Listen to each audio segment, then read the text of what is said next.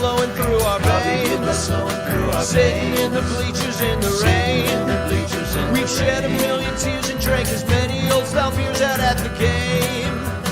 Let's go, Cubby, some Ranto, and the lovable losers. Ranto, and the lovable losers. Ranto.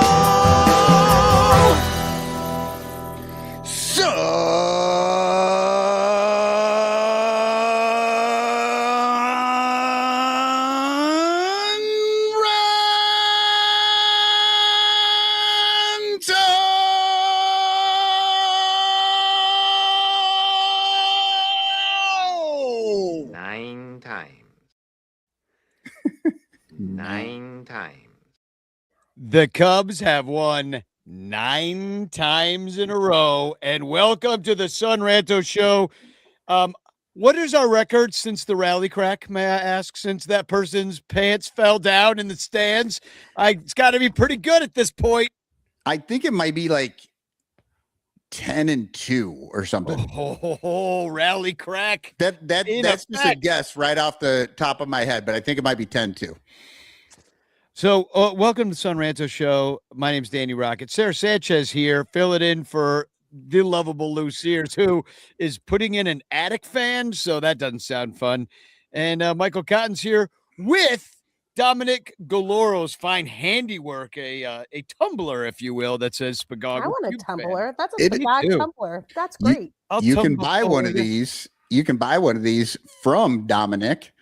You can hit him up in the Discord. He's it's like it's a laser engraver. That's good. Yeah, it's like a laser engraver, and it just cuts it right into that black, and then look the other side. Oh, unauthorized logo, baby.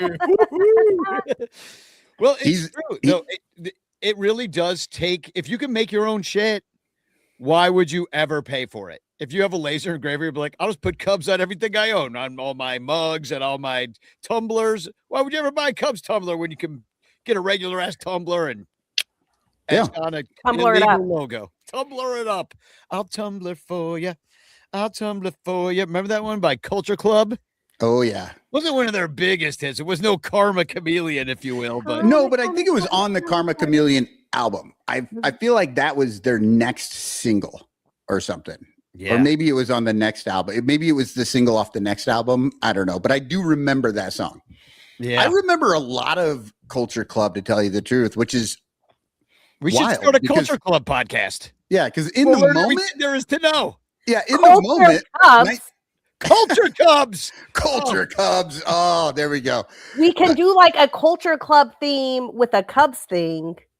There you go. Mm-hmm. And tie all their song lyrics into the Cubs season somehow.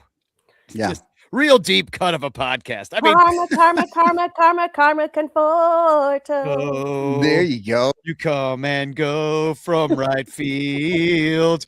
Every time Craig gets into the 5th inning, he changes the batters because of which hand they wipe their butt with. Comma, Ballesteros.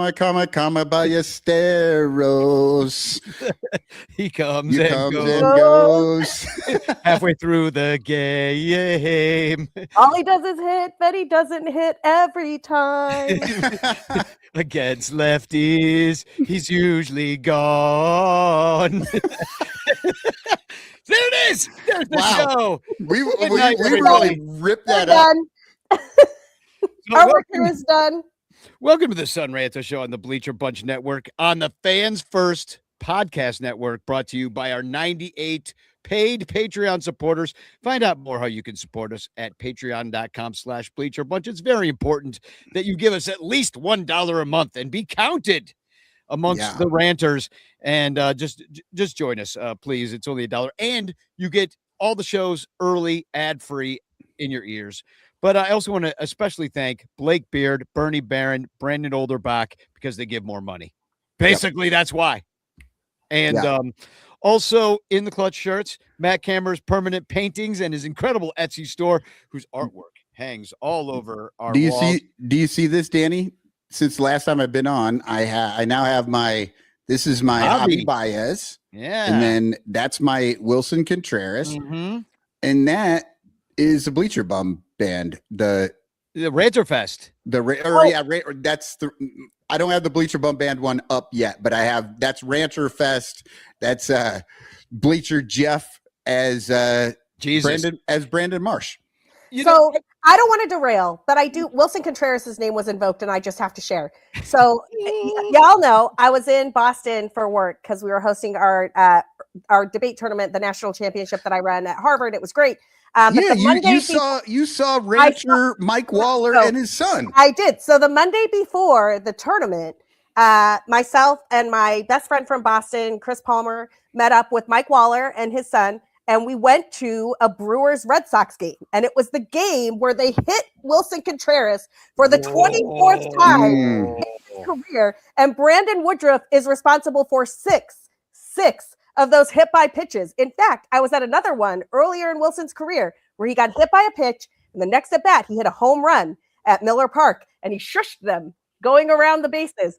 Anyway, the Wilson Contreras Brewers rivalry runs deep, and I swear to God, y'all, nothing is going right in Boston. The Red Sox are terrible, but they love Wilson Contreras. Like, they love that he's out there fighting. They love that he's hitting the ball hard. They love that he's going in hard at second and tearing David Hamilton's pants. And they absolutely adore that he is hitting home runs in the ninth and then slow walking it by the Brewers dugout. Like, I honestly thought he just wanted to be like, hey, man. It is freaking brothers on the team. So the other cool thing about that game, before all the shenanigans with the hit by pitches, I don't know who called it, like William Contreras or Wilson Contreras. One of them said, no, that the ABS challenged the pitch. And Wilson Contreras won. They said it was a strike and that it was a ball, and Wilson won. So Wilson Contreras won the first ever brother v. brother ABS challenge in MLB history. And I was there, and it was just peak Wilson Contreras, and the Red Sox lost. I'm so glad you got to see that and hang out with Mike and his son. How cool! Mike's amazing. It was really fun. I love seeing that people in other places that you don't normally see them. That is exactly why people need to be a part of the Ranters. That's right. Because you give like a buck a month to maybe 25 if you're cool.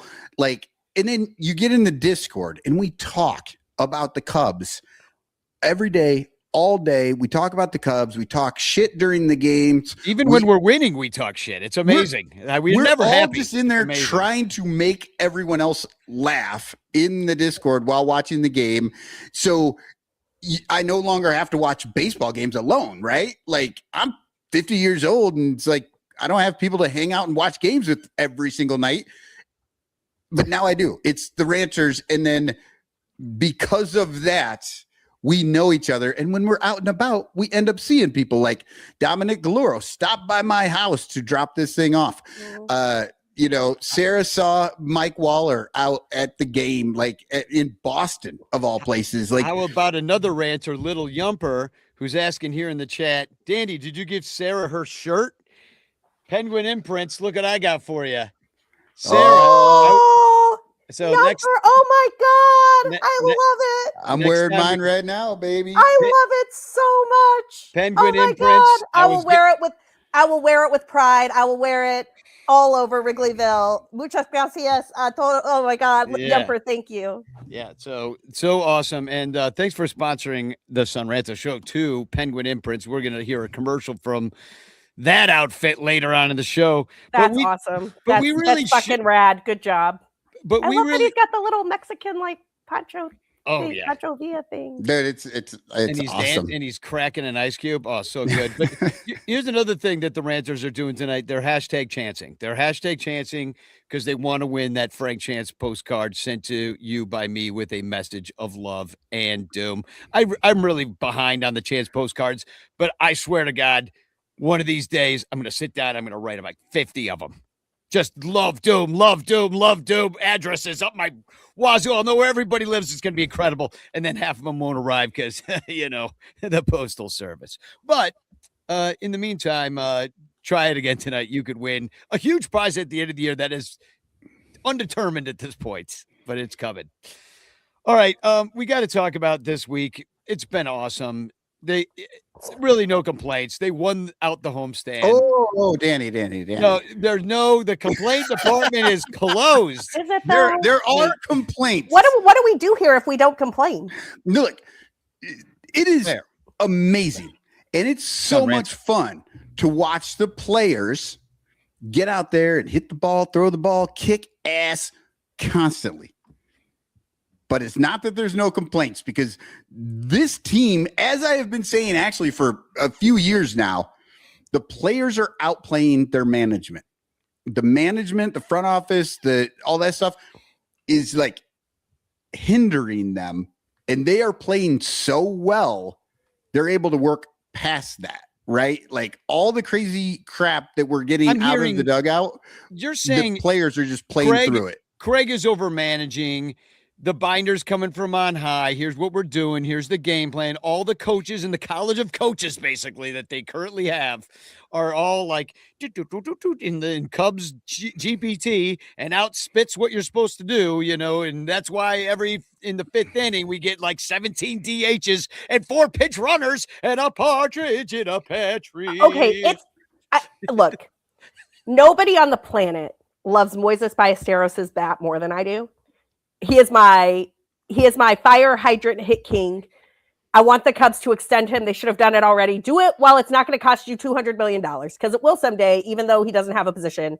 Like at the moment, you can be like, oh, well, you're a platoon bat and you're really young and we don't know, man, the league adjusts. Like you could do it for like, I don't know, like 7 years, like 35 million or something. And he would probably say yes. And you would just know that he was going to be on your team for 7 years. And also, Craig Counsell is kind of hitting all the right buttons right now. I was working on a piece for Baseball HQ, which is where I cover the playing time tomorrow for the NL Central. And the numbers are crazy. So Moises Ballesteros has 3 plate appearances against lefties.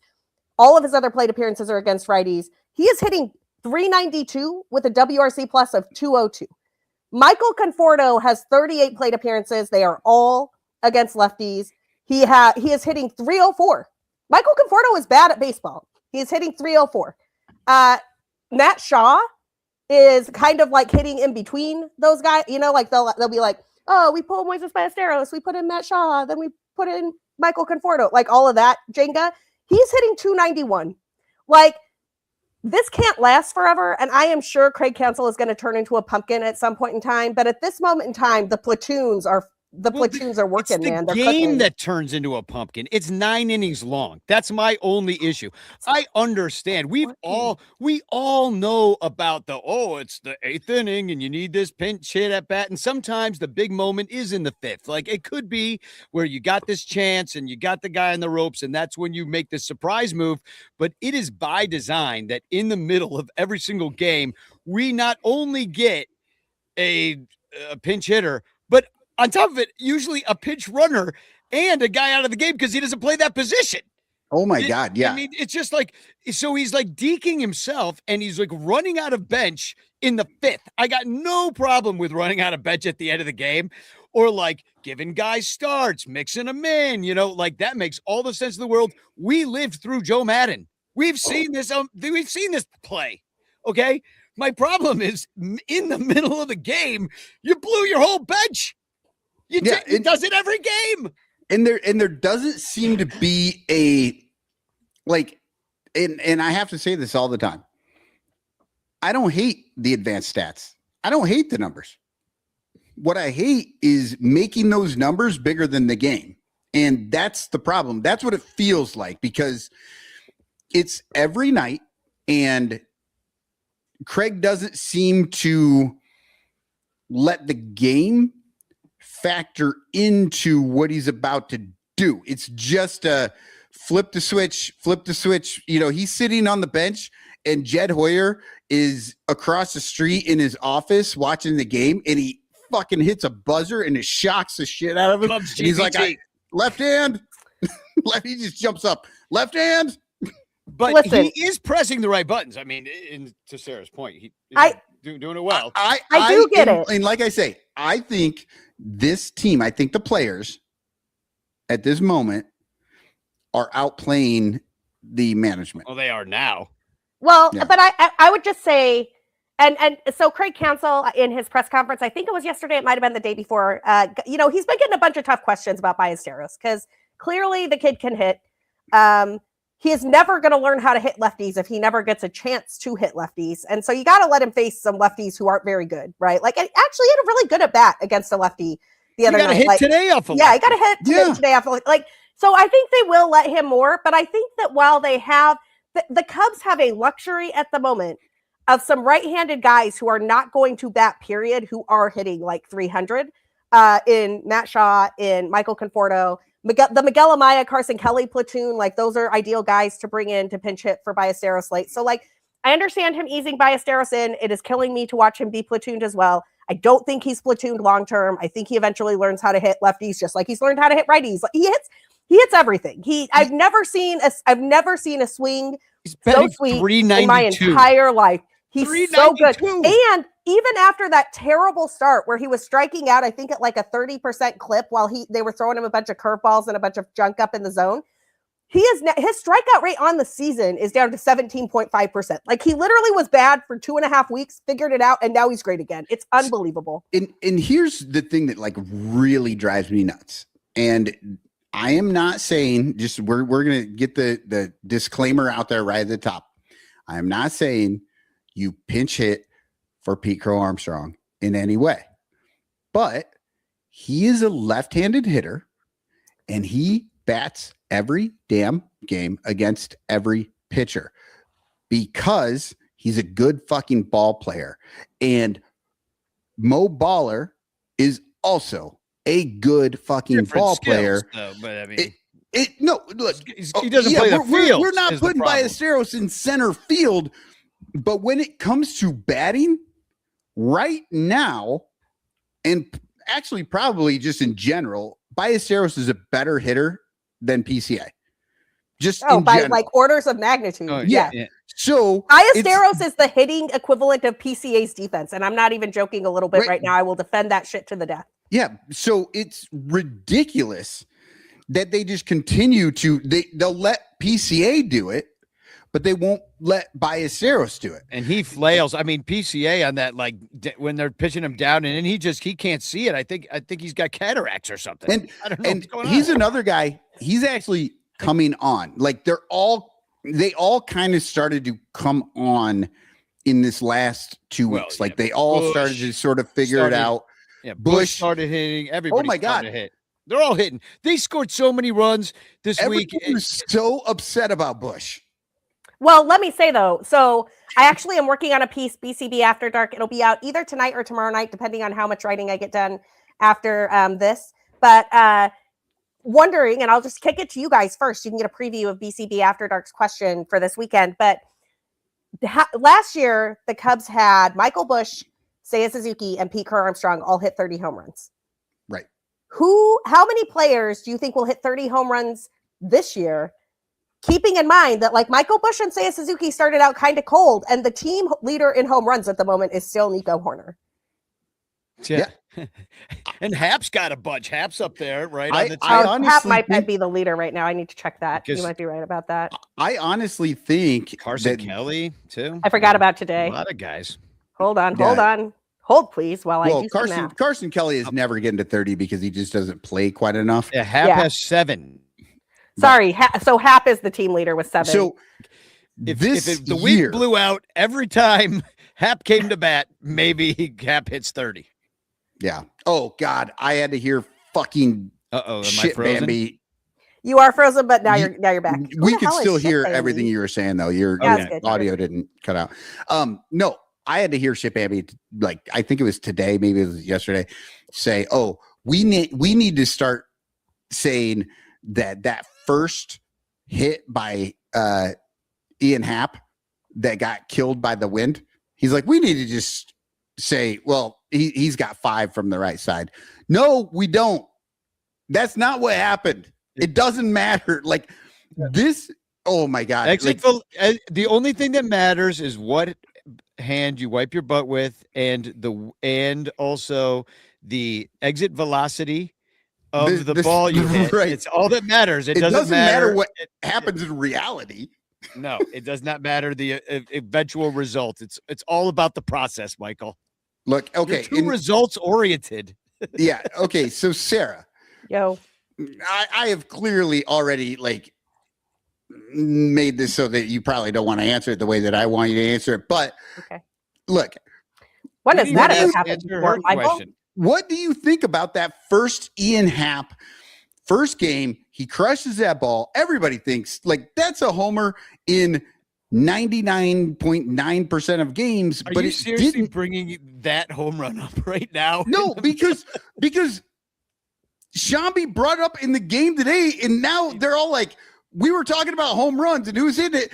Well, And I'm saying the same everybody thing to you. wants- I would say to him. Everybody gonna- wants to give Ian Happ this fucking home run, and it drives me insane. Listen, there's no such thing as a should have been a home run. Like I understand Right. StatCast and I understand expected stats and I understand launch angle and the ball and the drag and this and the that. And like, why wasn't that a home run? Yeah, it's super weird.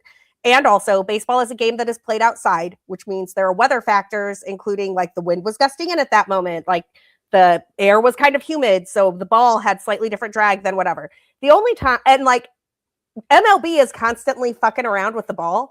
So like some years there's more homers, some years there's fewer, some years the seams are tighter, some years they're not. Like, and I don't mean they're deliberately doing it. I actually don't think they are, but I do think they've made changes over the years that they thought would be net neutral that wound up being either net negative or net positive. And that's just because when you're dealing with something like a baseball that has that many variations in it, actions have consequences, right? So like if you standardize the production of a thing, and then all of a sudden it's like, oh, so weird. Like we got all these home runs. Like that's on you. You did that.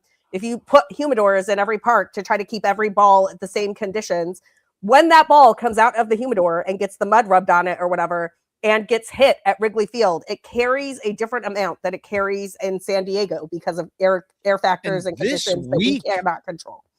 And this so week that's not was a Happ. two That's different. not a home run for Happ. That's not a home run for anybody. Right. But, and this week was an example of that. Like you had 2 cold days where the scoring was low and not really, but then 2 hot days where the scoring was very high. You know, there's it's no like, neutral condition.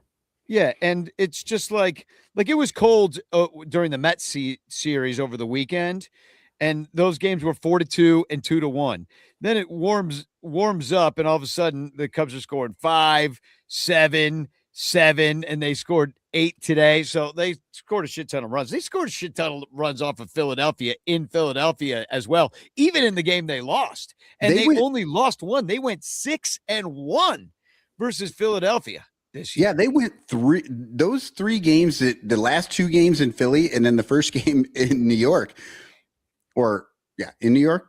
But they're managing to win. I was in Oklahoma and I was missing those games, but those were all double-digit runs, like 3 straight games, double digits. Today that doesn't happen very often. 18 hits today. 18 hits. Now they should have had more runs because, oh my God. And that's all the games. And I know they have a lot of dudes on base. And then you look at the end and they're like 4 for 15 with runners in scoring position, 18 left on or some crazy number like that. And you're like, well, how did they only score 8 runs? Like, so getting back, I think we started in this with Danny. I think you were asking, how many 30-run homers? How many players on this team? Ari Soglin says no one hits 30. I mean, see that. Prior to last year, no one had hit 30 for the Cubs since like 2017 when they again had 3 who did it. And I think it was Rizzo, Bryant. Hold on. Anyway, it doesn't matter. Rizzo, like, Bryant, Warner, maybe, but it doesn't matter. The point being, like, it could very well be no one, and that wouldn't surprise me. It had been like 10 years since last year, or it could be like 3 people again. Or it could be like 3 people again. I mean, and it wouldn't surprise me either. It would be because you guys in the last 3 days. You got a bunch of dudes like, Seiya Suzuki. I got to bring up Seiya Suzuki's giant blast from the other night because that thing was a fucking that was a monster. Shot. That was a great home run. Went over our head, and we had wondered about Ball Hawk Dave getting the ball. And what we found out after the game is that Ball Hawk Dave biffed the play. And that was so amazing.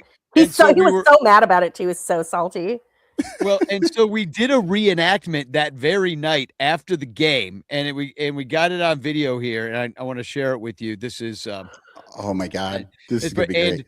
Miguel Esparza was standing there, so he actually calls the play in Spanish. So I'll explain it later what hawked, but then I'm also going to play because Miguel, I'll play him back to back because Miguel also made fun of Ball Hawk Dave on the Spanish broadcast the next day too. So Oh, do you have that audio too? No, please I have that Oh, audio as well. So the next two things you hear are yeah. going to be in Spanish and a bunch of people laughing. Oh, but there's some video. our Spanish language listeners are going to be so excited. This is the moment you've been waiting for. We're going 2 clips deep, just all Spanish, baby. Here we go. Viene el lanzamiento, le pone el bate 6 a Suzuki, afuera, para la calle, le pega el guante de Dave y no la atrapa Dave, ¿cómo puede ser? Increíble Dave. Perfecto, está perfecto. Yeah, so Jeff tira la pelota y Haley es Dave in este caso. Perdía la pelota. She misses the ball, just like Dave did. Dave went over there to catch the ball. He missed it. Perdió la pelota. And now here's Miguel the next day making fun of Dave in Spanish on the radio. Pegado el envío. Pero cuadrangular monstruoso. Salió a la Waveland después del partido. Me fui a la Waveland a platicar con los Ballhawks. Me fui a Ballhawk You went to Corner. talk to the Ballhawks at Y the corner. fui allá a preguntarle a quién le había impactado. Impacta aquí, la manda hacia el jardín derecho. Now there's a Carga de play in the foul. middle of his ¿Quién story. había atrapado esa pelota de Seiya? ¿Por qué? Say Fue it, caught the monstruoso. ball. Desde el momento que impactó el bate, sabías que se iba a ir. Sabías que no había duda. Solamente sabía pensar. La duda era dónde iba a caer. Pues le cae a Dave. The Le ball pegan fell by el guante Dave. de Dave. In the ball, Y Dave no la atrapa. in his Dave glove, lleva but he añades did not ahí en catch esa it. esquina. Viene el envío pegado para strike 1 y 2. Pero cuando contaba, esa era bola. Si la revisaban los Cubs tenían la bola, pero no revisó Seiya. Entonces Ballhawk Dave no atrapó la pelota. One job. El envío se va a primera. He One said- job. ¿Estás escuchando, Ball- Ballhawk Dave? It's all Come on, Spanish. man. One 1 y job. 2. Yeah, ball. He's I love basically- that Ball Hawk has no translation. He's just like Ball Hawk Dave. Yeah, how do you say- One job has no translation Yeah. because everybody. Yeah, well, it does. Un trabajo. We need to make Dave a shirt that says Ball Hawk Dave, one job. Yeah, one job. Well, a hawk is halcon. So Yeah, but like even if you said halcón de pelota, nobody would know what that means. yeah, you know what I they'd be mean? Like a that. so, So, hawk of a I've been- ball. What are you talking Yeah, about? I've been working on my Spanish a lot, and it's getting quite a bit better. I actually listen to Miguel, not every day, but a lot of times while I'm watching the game because it helps me learn. Yeah, But you never hear Zaidman talking about us. no, but I was talking to a friend about this because one of the things I do at my day job is we have Debate en Español. So we just hosted our national championship for Debate en Español.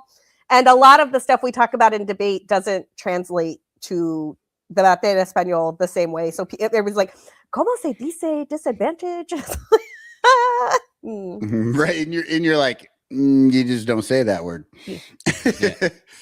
No, I love that. And also, how fucking soothing was that call right there? So good. All I could hear was the ball, like the ballpark sounds behind him, and he's doing the game. No cackling Zach.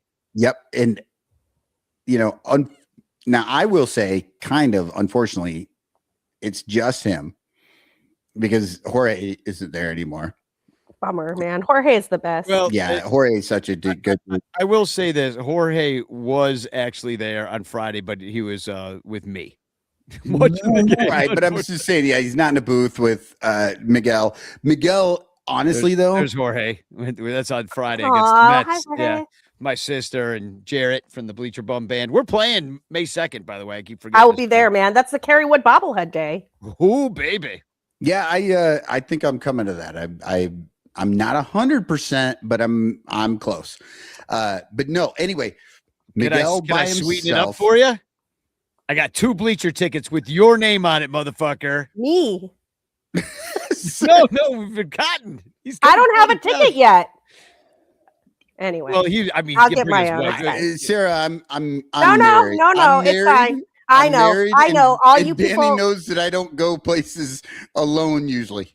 I'll get you a ticket, Sarah. No, you don't have How to give me a about that? ticket. I can get my own ticket. Anyway, Tickets for everybody. If you're watching the show right now, Tickets and you get beer. a ticket. Oh, and you no. get it. I'm going all Oprah. You get a ticket, and you get a ticket. you did that 2 weeks ago. You did that on this last show that I was on, and you had to give away fucking 50 tickets. Oh my God! How did that go? By the way, you got never mentioned it again. About half of the tickets got given away. Yeah. I should have just gone in and out 25 times and just for fun. And got 25 bobbleheads. I don't think it wasn't. It wasn't a bobblehead. No, Otherwise, they're I not would've- giving away You free said tickets on bobblehead. bobblehead. But Anyway, I just want to finish that thought because I keep getting like lost here. Miguel's call is pure. Like I will go to sleep to that. I will So listen good. to that. That is so got a nice. voice too. And like I said, unfortunately, Jorge is not in there, but Miguel is doing right now what, like, it's so perfect. Like, Yeah, it's just so Well, and he's able nice to what he's weave in and doing. out. yeah. He's able to Very weave in good. and out of the story. We're Well, extremely lucky. yeah, He's like the Spanish Vince Scully right now. yeah, he is. And he's Yeah, I getting- went there. Fuck he's all getting- you all. and he's getting better. He's the Spanish Vince Scully. I'll say it again. I'm going to text him, tell him you said that. And Well, Scully you and know what? Espanol. That needs to be his fucking obvious shirt. Can it, Miguel Esparza, the Oh. Spanish Vince Scully. dude, he's not wearing that around any Dodgers fans and getting away with it. So he's not wearing that. Can I tell you the other funny thing that happened this week that was incredible is the rat on the field. There was a goose on Rally Monday, rat. and then there's the rally rat. So I took this video at Wrigley. There's a rat in the ball bag and the silver spoon. There's a rat on top of the Oh my ball God, bag right here. on top of that ball bag. There's lots of video of this out there. Oh my God. It's on top. So I actually The just best pointed. video though is the one where the Phillies like figure out there's a rat, like because the rat runs right by the Phillies right by dugout, yeah. and then the Phillies players don't really see it until he's like sort of by the end of the dugout, and they all freak out. They're they'll lose it. It's Yeah, great.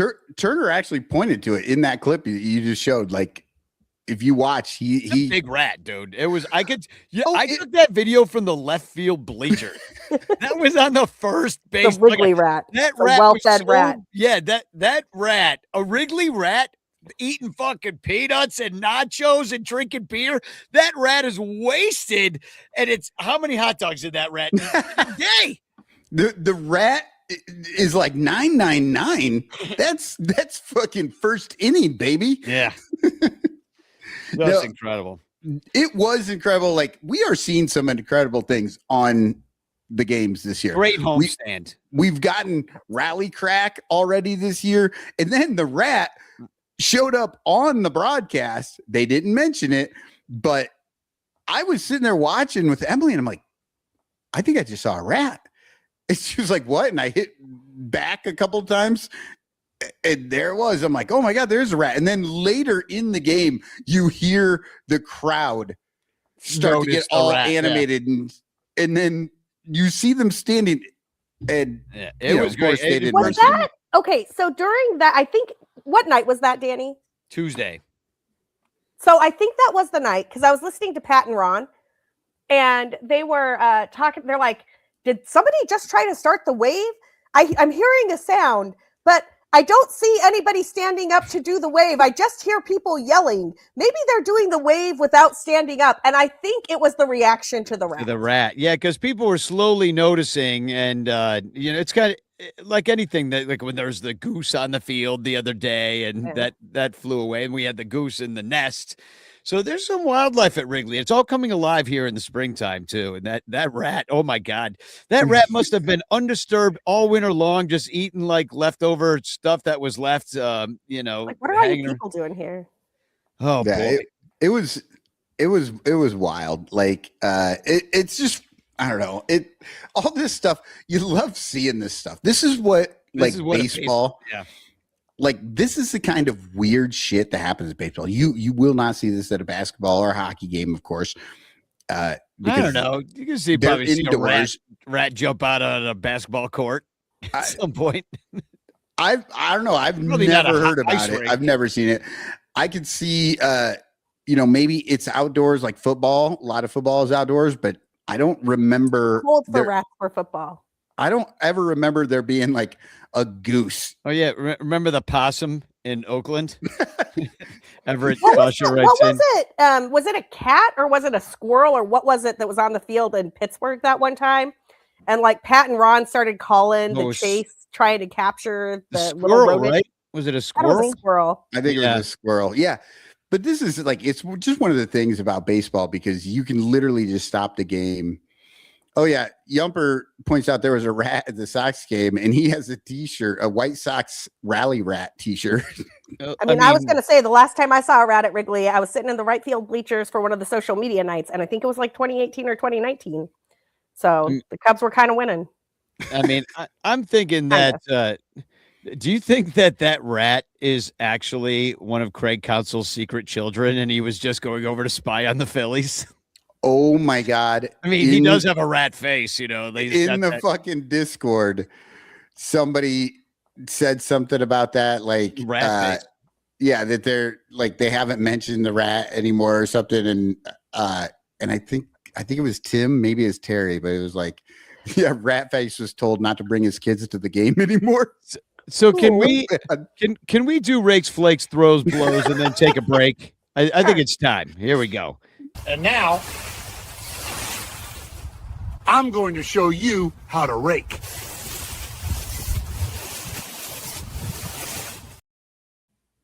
Okay, and this should, generate some discussion here. We've already talked about some of this a little bit, but okay. I'm going to put up the Cubs stats in the last 15. I got last 15 here. That's what I did last 15 because obviously I was not here last week. I was in Oklahoma. Shout out to Oklahoma.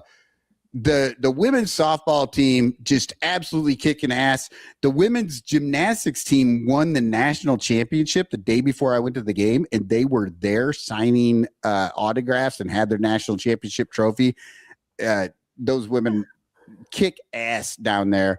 And then also we went to a baseball game. I sat on a berm. I got free pizza. I drank beers like in the sun. It was fucking wonderful. I have to highly, highly recommend go to a baseball and softball game at the University of Oklahoma. But okay, so back to the rakes. First, I got to go to Oklahoma, which if you're going to go to Oklahoma, that's the only reason. That's probably the only thing I'd look to do. I'm like, are they playing baseball around here? I don't want to do any of this other shit. Okay. All right. I'm giving this one to our guy, Mo Baller. The guy has played in 12 of the 13 games, and he's only gotten 26 plate appearances. But that is not on him. And I'm not going to act like Ratface right here and bench him off of the rakes for no reason. His line for the last 2 weeks, 583, 615, 1000. That is a 1615 OPS over those 2 weeks. This is the guy that Craig keeps pulling out of games. Just to let you know. Do you know what his strikeout rate is since April 1st? He has only struck out 10.8% of the time since April 1st. That includes some of the time he was bad. Yeah. So, okay. In the last 2 weeks, he's got 14 hits. 13 games. He has 14 hits, 2 walks. He's only struck out twice. And he has 2 home runs in that stretch as well.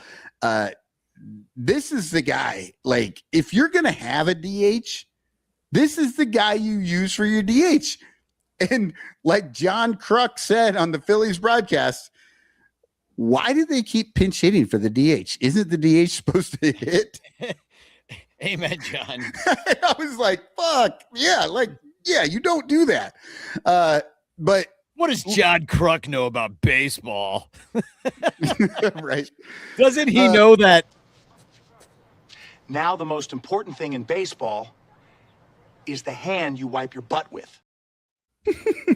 I just wanted to use that drop. It was amazing. 583, man.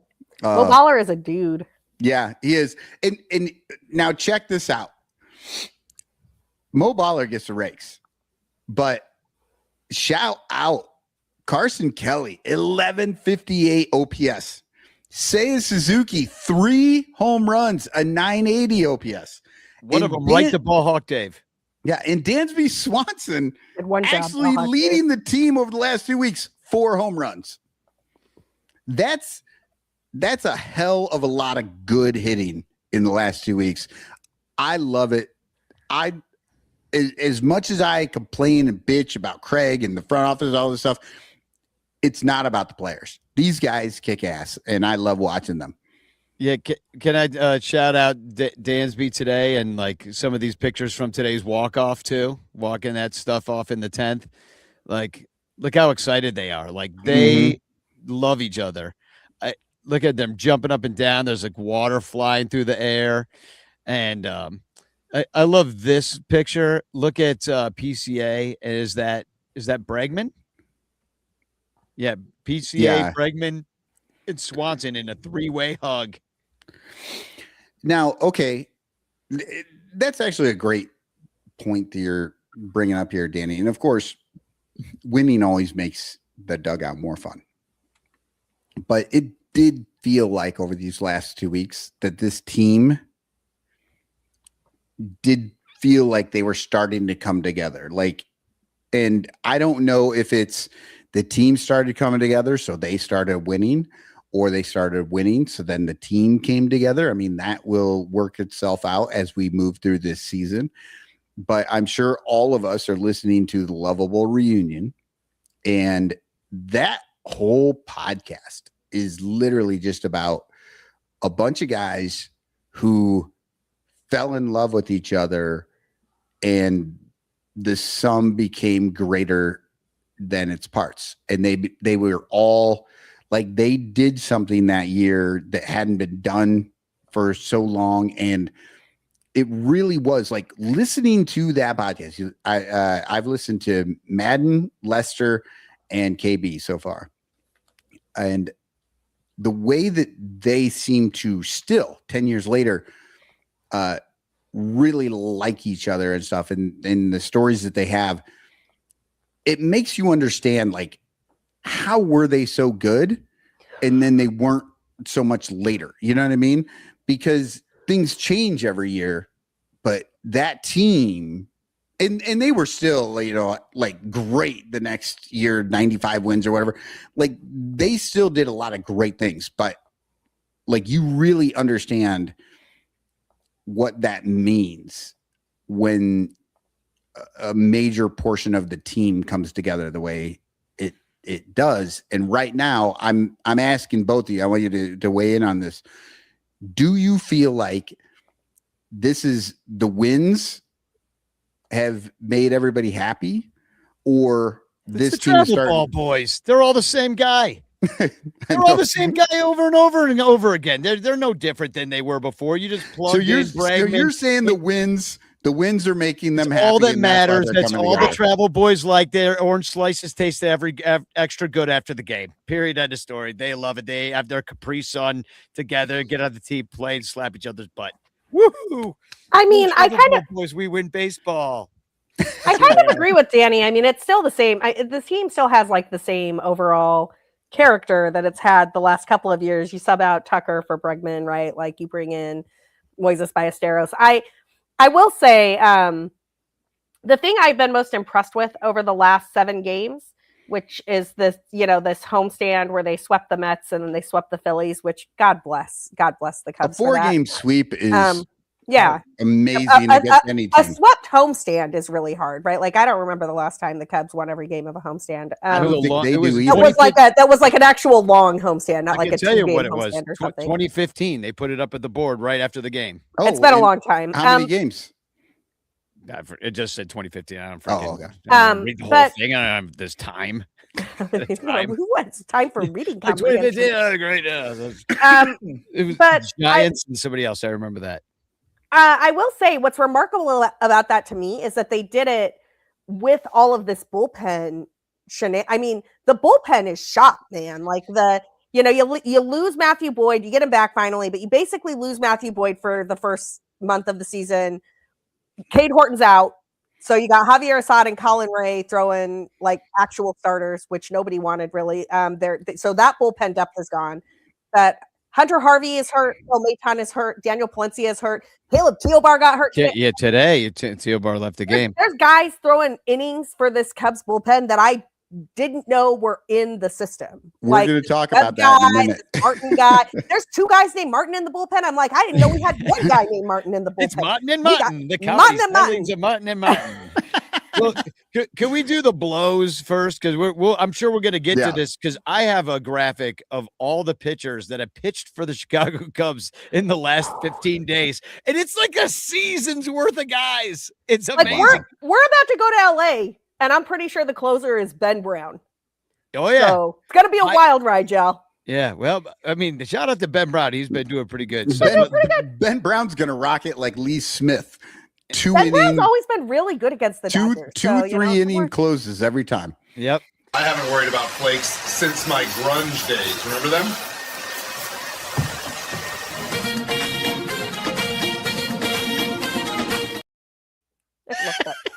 Amazing. So good. Well, of course. How awkward.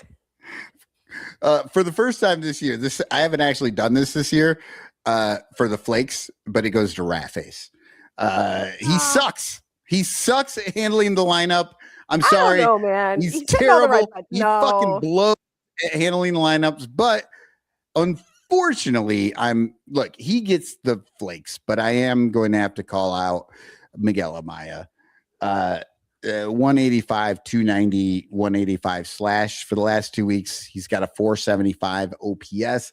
That is not very good. I love walking Miguel out Amaya. to Panama, though, and it's great. He's walking out to what? The song Panama by Van Halen, which is yeah. a throwback to the World Baseball Classic because they played that like every time Panama was hitting in Puerto Rico. And so it's like Panama. Well, and I'm like, it's so good. Panama. Yeah. He is from Panama. Yes, he was playing. Miguel Amaya was on that team. That is awesome. And look, I don't have any problem with Miguel Amaya being out there, Ben. He's gonna figure it out. He's gonna turn it around. Like Miguel Amaya is actually maybe he's done it before. Like, I don't know. I don't have any issues with Miguel Amaya. He's struggling right now, but that's the guy. Like, I like the Carson Kelly, Miguel Amaya split right now. I like a little more Kelly and a little less Amaya. Carson Kelly's like really proven himself to be quite a great asset to the team and surprising to all of us. Let's do the throws. Throw him up, son. Throw him up. Yeah. Throw him up, son. Throw him up. Love it. Because I want to put up these 15 pitch, or I don't even know how many it is. It's a lot. The last 15 days. Well, the throws goes to the guy with the QO, and he is making the most of it. Shota Imanaga, in the last 15 days, he has had 3 starts and a 0.95 ERA over 19 innings. He's given up 6 hits, including 2 home runs. But the only earned runs he's given up were those 2 solo shots. He's only walked 3 guys. He has struck out 21. That is an 0.47 whip and an 0.94 average against. I love it. Shota is kicking ass. I'm so happy for him. And then out of the bullpen, this is actually the second time on my list this year, and this is going to be a surprise to some people. Five Finger Brown. He is rocking a 0 ERA over 8.1 innings. He's given up 7 hits. Not great, but only 1 run, and that run was unearned. He's walked 2. He struck out 10. Everyone gets down on Brown, but seriously, they're wrong. I get down with the Brown. That kid has he's got all 5 fingers. And we need to put the 5 fingers together, both hands, give him a clap. I like Ben Brown a lot out of the pen. Me too. Yeah, but look how many names are on this list. It's a This lot is the of last names. 15 days. This is 17 pitchers. That is 17. Very much looks like a season's worth of pitchers. I mean, I don't even think there's any guys left. I'm going to pull up the Cubs 40 man. I'm not sure they have. They're going to be pulling dudes up from AA, signing guys that Double A. They had Double A's depleted, man. Dude, they had Porter Hodge. Oh, he's out for a year. Talking about him, and he blew out his arm. Like, they're losing guys that aren't even here. The Cubs didn't get Giolito. He went to the Padres. Oh my God, that is malpractice. $3 million for Giolito, and the Cubs didn't go get him. I'm sorry. He maybe didn't want to come to the Cubs. I don't know. I don't know exactly what happened, but wow. What's his name? Jesse Rogers said the Cubs made an offer and they fell short. Yeah, well, that's $3 no surprise. I'm just reporting $3 million for a starting pitcher, and they fell short. Yeah, that sounds like us. Meanwhile, Felipe Maton is making like $8 million sitting on the bench. Oh, well, he's on the IL. Yeah, well, exactly. He's on the IL. Exactly. I think the only, Sitting on a I'm looking couch, at the even 40 worse. man right now. The only guys who we have not seen yet, and correct me if we've seen them because I could be wrong, who are on the 40 man. There's a guy named Charlie Barnes who is a lefty. No, he pitched. Look at it, Charlie Barnes. 3 innings pitched in the last 15 Are you days. sure? Got a Where? 9 earned run average. Look at him. I missed that. That didn't go well. I We've got a think we guy need to named move Gavin this Hollowell. Did Gavin Hollowell pitch? Not in the last 15, so he No. could come. Okay. Luke Little obviously was here and then went back.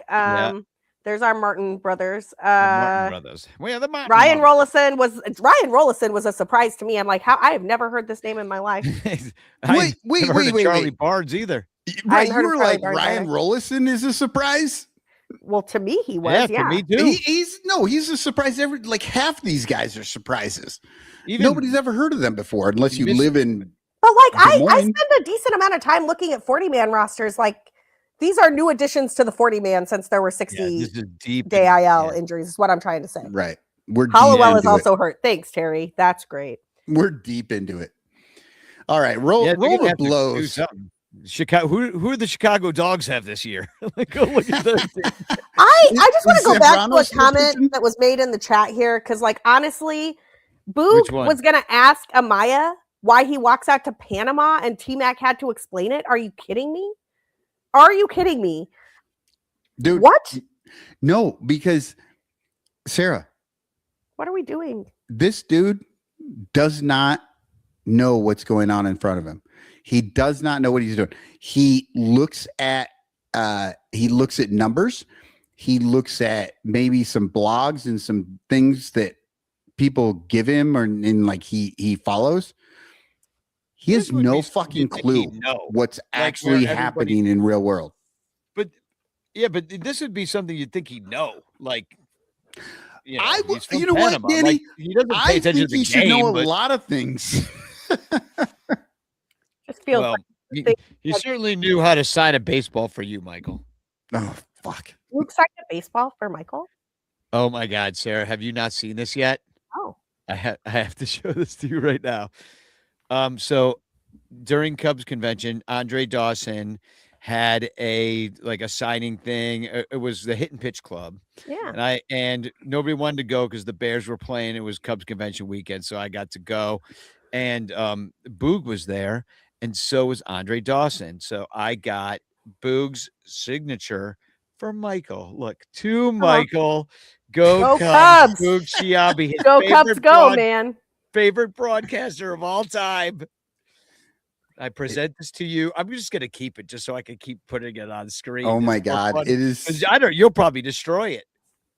I might. You'll give it to your dog.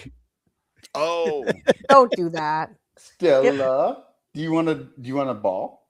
Do you want a ball? She'll probably be like, I'm not playing with that thing. Dog. Did we do blows yet? No, we No, didn't. roll the blows. That was awkward. Just put your lips together and blow.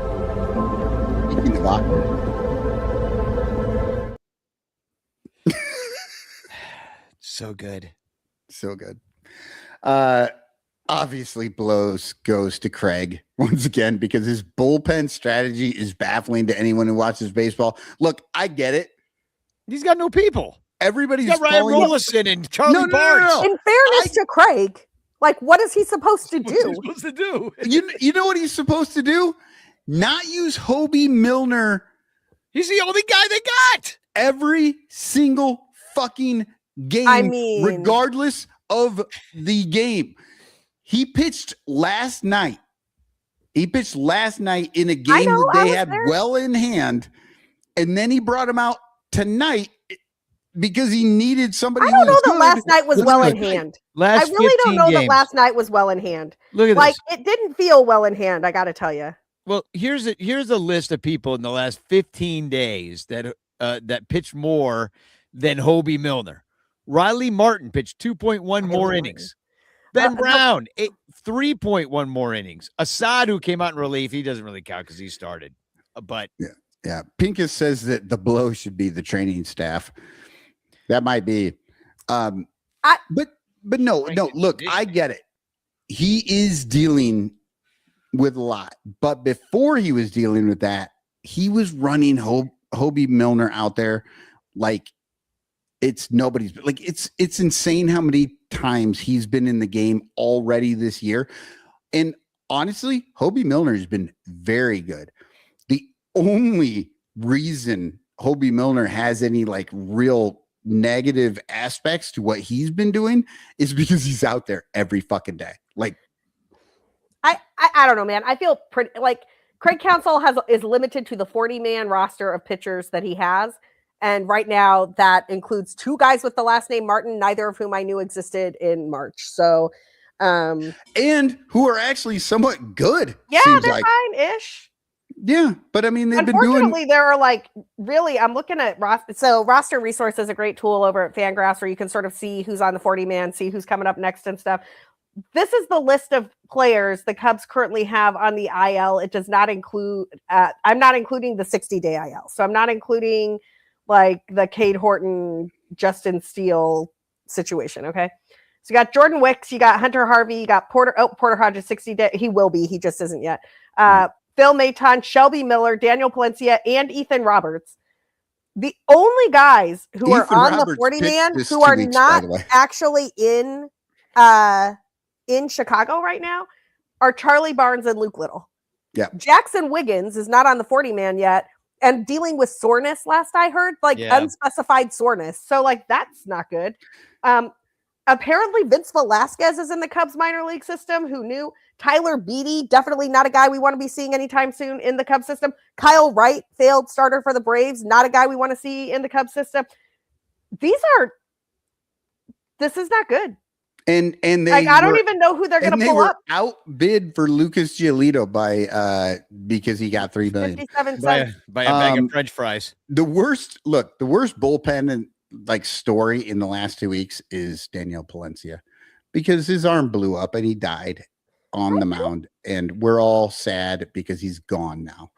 And that is, I'm not saying he was pitching bad. I'm saying that is the worst thing that could have. He'll be okay. Better than an elbow. Yeah, well, I mean, the lat strains seem to be endemic everywhere. But outside of that, who the hell is Charlie Barnes? I didn't see this game. I don't know who he is. I didn't just looking through, and I'm like, 3 innings in one game. He gave up 3 runs for a 9 ERA, 4 hits, walked 3, and he hit somebody, and he only struck out 1 person. I don't know who I don't know who this guy is, and I honestly hope I don't find out. So Charlie Barnes was most recently pitching in the KBO. He's been there since 2022. He was drafted in 2017 by the Minnesota Twins, and doesn't look like he ever did much with the Minnesota Twins. He's just not very good. Yeah, but he's in our bullpen right now. He's probably going to pitch against the Dodgers because he can throw the baseball. What game did he show up in? Like, was it over the weekend in the Mets? Because I mean, I missed these games. No, it was in Philadelphia. It was when he was in Philadelphia on the 13th of April. Charlie Barnes threw 3 innings. He faced 17 total batters. He gave up 4 hits, 4 runs. Oh, was that the first game where they were just getting their asses handed to them? He walked the Cubs. Struck out 1. I mean, what is that whip? Yeah. Got to be an atrocious. We whip. have already spent way too much time talking about Charlie Barnes, and I think everybody would agree in the world. Hold on, let me find his whip though, because I kind of want to know. Charlie Barnes is getting blown up right now. Showing it this whole time. Charlie Barnes's whip in the 3 innings he threw was 2.33. That is very bad. 2.33. Yeah, look, they're batting 308 off of him. He's terrible, and he's going to be in LA facing Shohei Ohtani. And it's going to go terribly. Well, no, go well. We're not going to see Shohei. Well, the Dodgers are hurt. But he's going to hit. He's going to hit. But he's not going to pitch. He's going to hit. But the Dodgers are pretty hurt. We'll talk about that. I will say, in Craig Counsell's defense, I think he's right that the Dodgers should not get an extra pitcher just because they also have Shohei Ohtani. That's some bullshit. I agree with that. You know what, though? Here's my take on that, though. That shit long sailed. He's been with the Dodgers for 2 years, 3 years now. Yeah, but that was a rule in the latest CBA, and they could change it in the next CBA. Okay, but fuck you, Craig.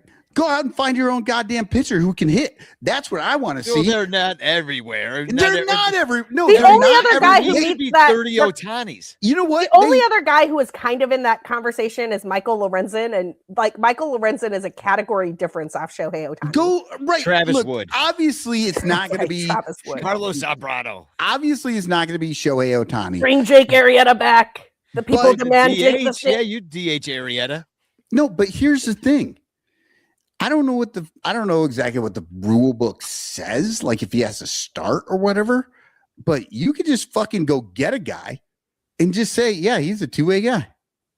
I don't know. But you got to roll him out there every so it's often. only an advantage if they actually are. The two-way player rules actually do mandate that they have a certain number of you can't just designate like Shelby Miller a two-way player and not have him hit. They don't grow on trees, though. But the real advantage is actually not in the hitting; it's actually in the pitching because it's in the roster. What I am saying is the advantage is in the roster, and Counsell is right about that. You're blinded by your Craig hatred. You're blinded. You're blinded because you hate Ratface. No, I'm not talking about Ratface right now. His dumbass.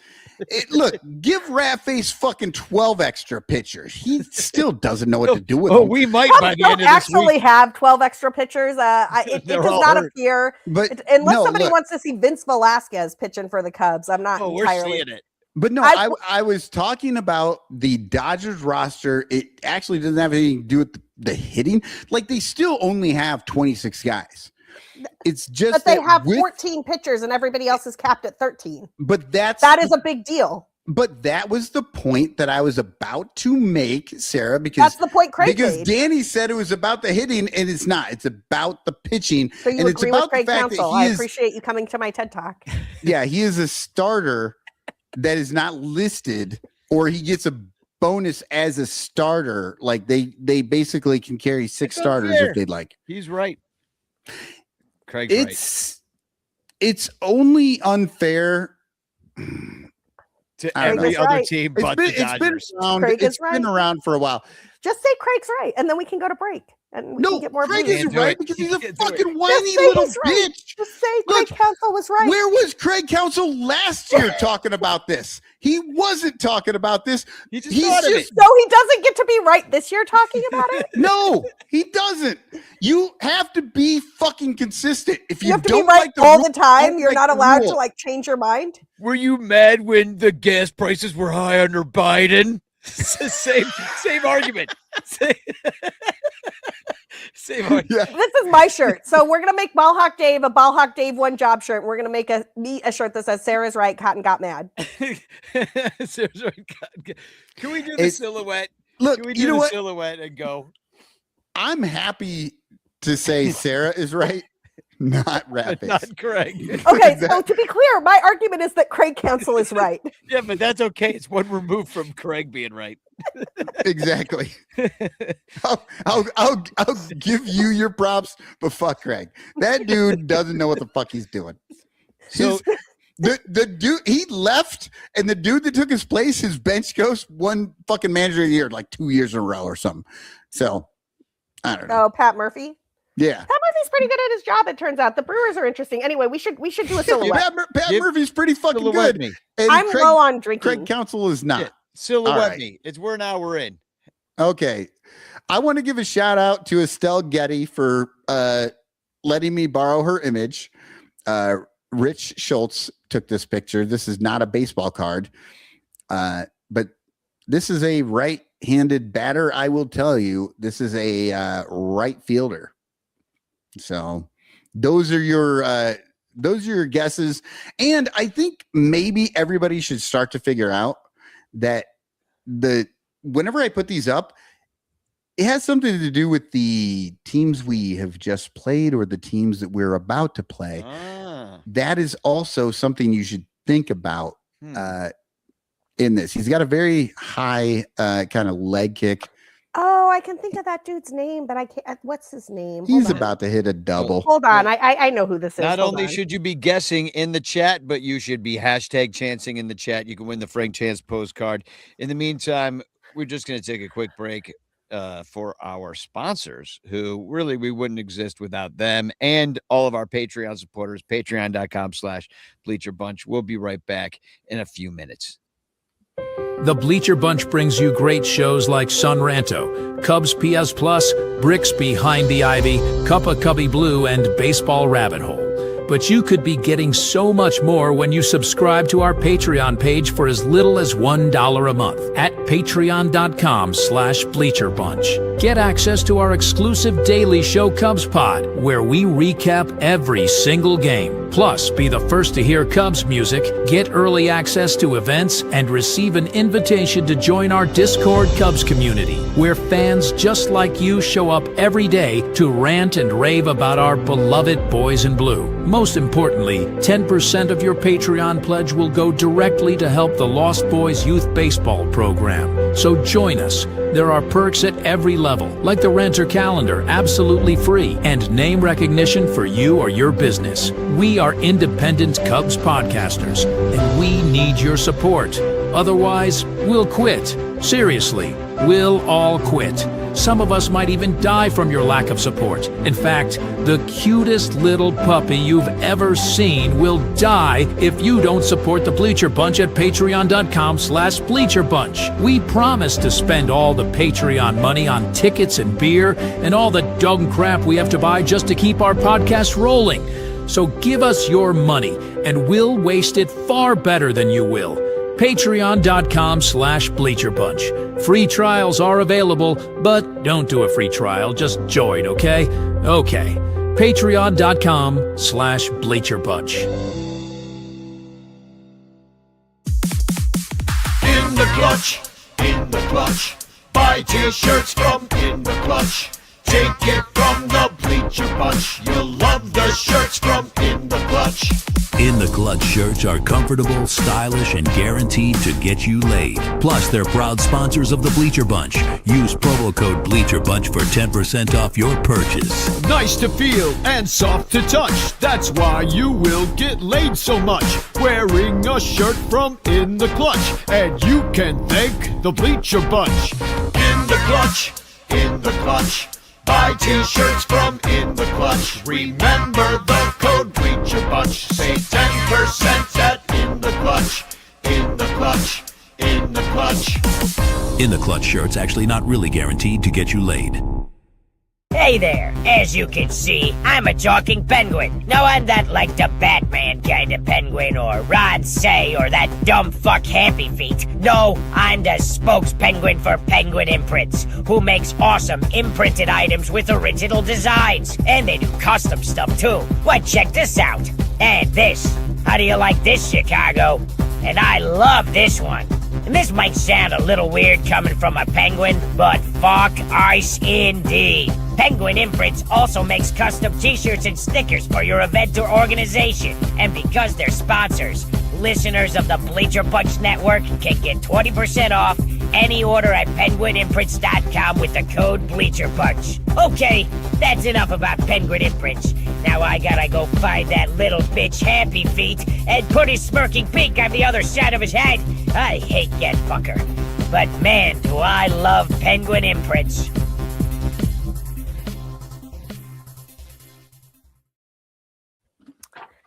It's going to bother me, and I couldn't find it, and I'm extremely upset, and now I'm going to look at the chat. Yeah, I'm looking at the chat. We have a guest for Corey Patterson from Tom Cooper. We have Artie, Mr. Fourth Row, says Fukudome. But he also Jock says Jones Kelly. is who I was thinking. Little Yumper. Jock Jones is who I was thinking. Yeah, well, it really should have given you the clue when I said he's about to hit a double. That's Nick Castellanos. Oh, Nick the Stick. Yeah, Nick the I never Stick, think you of know. him as that skinny. Yeah, I didn't either. That's why I was thinking Jock Jones. Right? Yeah, no, he does look very thin in this picture. But It's the angle too. yeah, but I was hoping the high leg kick would be a giveaway for some people, but yeah, it's kind of tough one. his thing. He looks like he's pitching. Yeah. But So, you know, we loved him, and he went to the Phillies, and now the Phillies hate him. Now he's the Padres. Hashtag chance in the chat. Win the Frank Chance postcard sent to you by me with a message of love and doom. And that last commercial was for Penguin Imprints. And shout out to Little Yumper, who did a parody this week of the Donald Trump Jesus photo. Check this out. We got Cubes fan healing Billy Cub. What a doctor. What a great doctor. As a doctor with the spagog on his tunic and all the Cub fans praying and saying, "We believe." Just great job with that. I really enjoyed that. In my doctor. And the other person I got to hold that shout out to is Ronnie Woo Woo, who I went and visited this week at here we are. On Monday, I watched couple innings with Ronnie. Just kind of had a couple hours extra that afternoon. Was a nice day. I biked up to where Ronnie is, about 40 minutes away. And he was sitting there. He's got two different Cubs chairs. There's Janet on the left there in the picture. He's wearing a Bears jersey too. He's doing great. He would not wear his oxygen in the pictures because he's still fucking vain as fuck. And he's like, no. And Janet's yelling at him, like, put that on. He's like, I'm not listening to you, lady. That's actually really nice of you to go up and see Ronnie, Danny. And you're right. Ronnie looks great. Like in that picture, he looked better than the pictures we've seen over the winter and stuff. Janet's got it all done up. There's Jesus and Cubs stuff everywhere. He's got a Jesus-y shrine in front of the Cubs TV, including the Pope. Chicago Pope. He's got, and Janet told me she's very Catholic, so she's got the born, the death, and the rising from the dead. He's got the Pope. He got a bunch of crosses and stuff. So the Cubs are getting blessed. There are a lot of witchcraft going on this year, and it's coming out of Ronnie Woo Woo's nursing home room. So watch out, because that could, get your bets in now for Cubs World Series champions. I could see it happening. You want to know something else that Ronnie told me? That he's very into this idea. Game 7 of the World Series is slated. Now, I have not checked this fact, and it's coming from Ronnie, so I don't know. You have to go check it. Is slated. Game 7 of the World Series is slated to be on Halloween, also Ronnie Woo Woo's birthday. Hold on. According to the 2026 seems a little early. The World Series is set to begin October 23rd with a potential Game 7 scheduled for October 31st. Ronnie Woo Woo's birthday, where the Cubs win the World Series again. And I don't know what happens. That something good's got to happen then, because the last time the Cubs wait a won second. everything bad, we switched back to the right time. What costumes are we wearing in the Game 7? event that the Cubs are playing Game 7 on Halloween? I got to think about this. Yeah. I got to think about this. Like I gotta come up with something good. I'm gonna go as Ronnie Woo Woo. Terry says there's a picture of Brandon Marsh on his wall. It's Jesus. Yeah, let me put some more of this. Brandon Marsh. Oh yeah, there he is, right above the TV. Brandon Marsh, right there. Do you know what? I was yelling at him. He played left field for like an inning or two at the end of the game today, and I was sitting out there, and with me and this other lady were yelling, "Timu Jesus, clap, clap, clap, clap, clap. Timu Jesus." I had a good time with that. That's good. That's good taunting. I liked that Schwarber was out there and left yesterday. I thought that was a nice return, a nice a nice riff for Cubs fans. He didn't make any good plays, but he also didn't mess anything up. He was just kind of like standing there. Can I show you something else? See, Janet goes all around to Facebook Marketplace and finds all these people selling Cub shit, and she gets it and brings it to Roddy's room. So the place is, head to toe, old Vine lines and weird fan-driven art. Look at this piece of artwork that she had like 5 copies of this in there. No. I don't know about 5 copies. Look, but I take 1. I like that. I like Absolutely it too. Not. Look who's in it. Look at the upper left-hand corner. Like, hell no. I mean, I'm glad Ronnie Woo Woo's in there, but no. This is like a bad AI Picasso. No, I don't think. I think this is a real Picasso. It is not a real Picasso. Andy Warhol's in it. John Wayne Gacy. Look, Gacy's I see. in it. Yeah, I love it when there are serial killers in my Picasso wannabes. Can I say though on the AI front, kind of amazing, and I do think this is worth noting. So I don't know when this happened because I did not get back in town until the first game I got back for was Tuesday night. But the Cubs nixed the AI game. They used to do that AI art game where they would go to a kid and they'd be like, "Who's your favorite player?" And the kid would be like, "Dansby Swanson." And they'd be like, "What's your favorite food?" They'd be like, "Sushi." And they'd be like, "Name a place." And they'd be like, "The ocean." And so they'd have like some weird AI generated Dansby Swanson on the ocean with sushi or whatever. Anyway, it was getting booed to oblivion at the start of the year. And I felt bad for the kids actually, because last year it was just kind of neutral. Like nobody reacted to it. And it was like, whatever, the kids have this AI thing. This year, people are so mad about AI that they were booing the AI kids art game during the opening homestand, and it's gone now. It has been erased. Yeah, there's a certain backlash I kind of love against it. I do too. I was really excited. I was like, "Your boos work, people. Your boos are being listened to."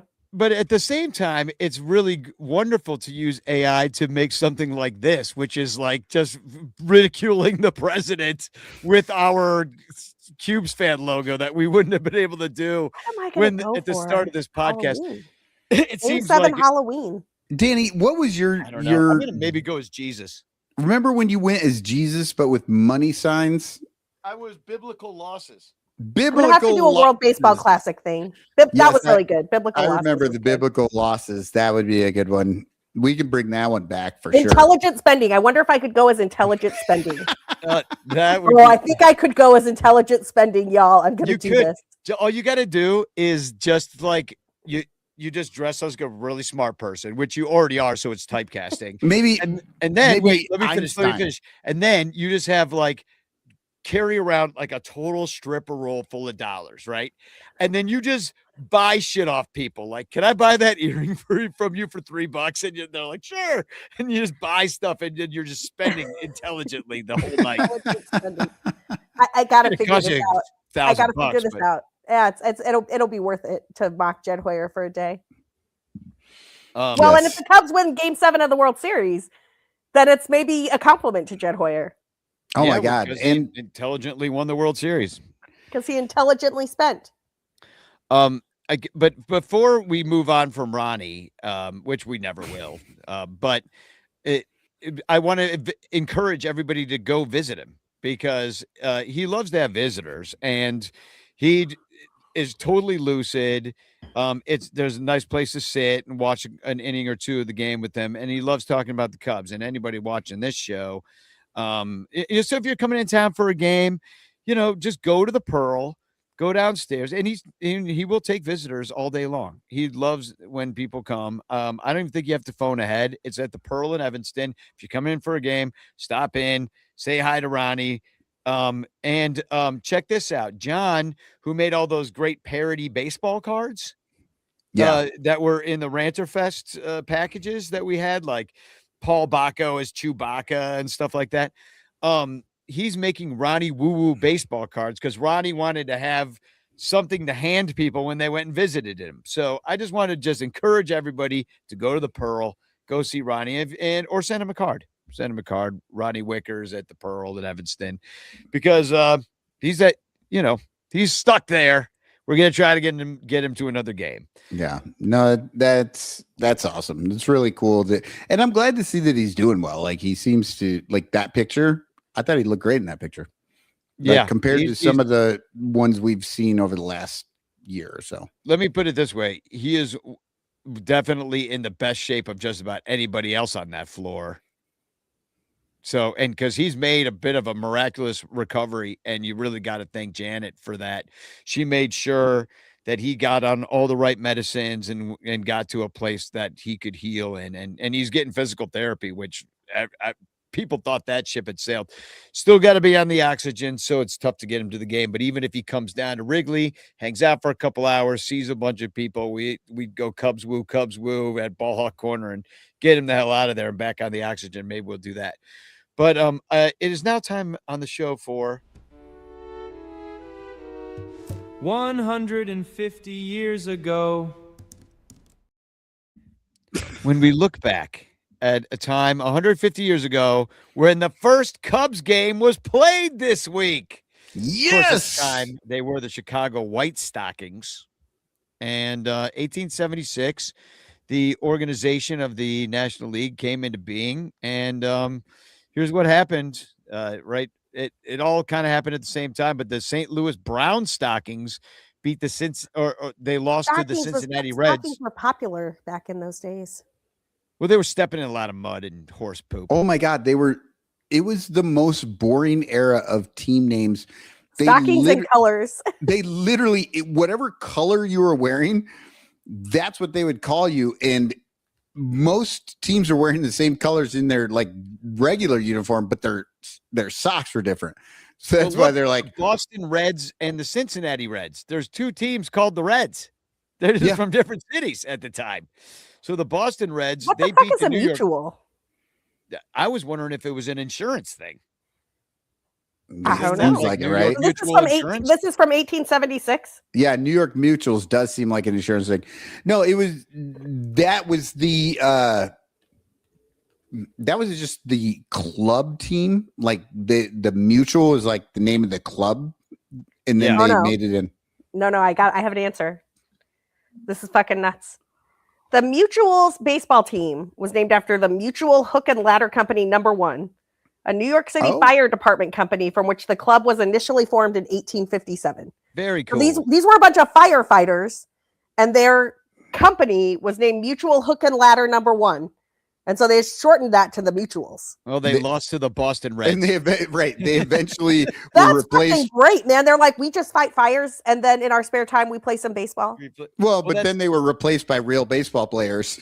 And they're like, yeah, we're going to keep But your name. back in the day, that it really, like, I once got into it with Keith Olbermann on Twitter, of all fucking things, because I made the comment that Braves was a racist name, and he was like, no, actually, the Braves originally were named after like this group of guys who called themselves the Braves, but they were like stock traders or some bullshit. I don't remember if it was stock traders. And he was trying to say that these guys were, I'm like, where do you think they got their name?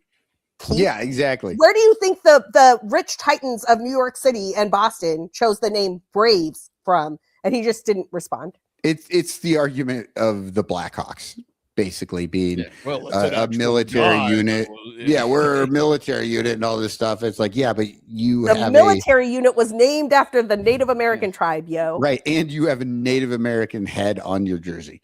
So I don't know that it holds water. Plus, like, aren't Hawks like gray? Where's the gray Hawks? You know, the worst part Hawks can be lots of colors. Yeah. The worst part is that somebody came up with a Blackhawks jersey, just replaced the human head with an actual black hawk, but then still with the feathers with the different colors. And it's an awesome jersey. It is amazing. I've actually seen a few in the wild, like just out. It's awesome. And I don't know why they don't switch. So I just learned that one of the most famous New York mutuals of all time, and I only know this because of Ken Burns' baseball, shout out to a great documentary, was Candy Cummings. And if you watched Baseball by Ken Burns, also my favorite 1970s porn star. Candy Cummings was the inventor of the curveball. He realized that he could make a clamshell. That's what you called it? The curveball? He invented the curveball. Oh.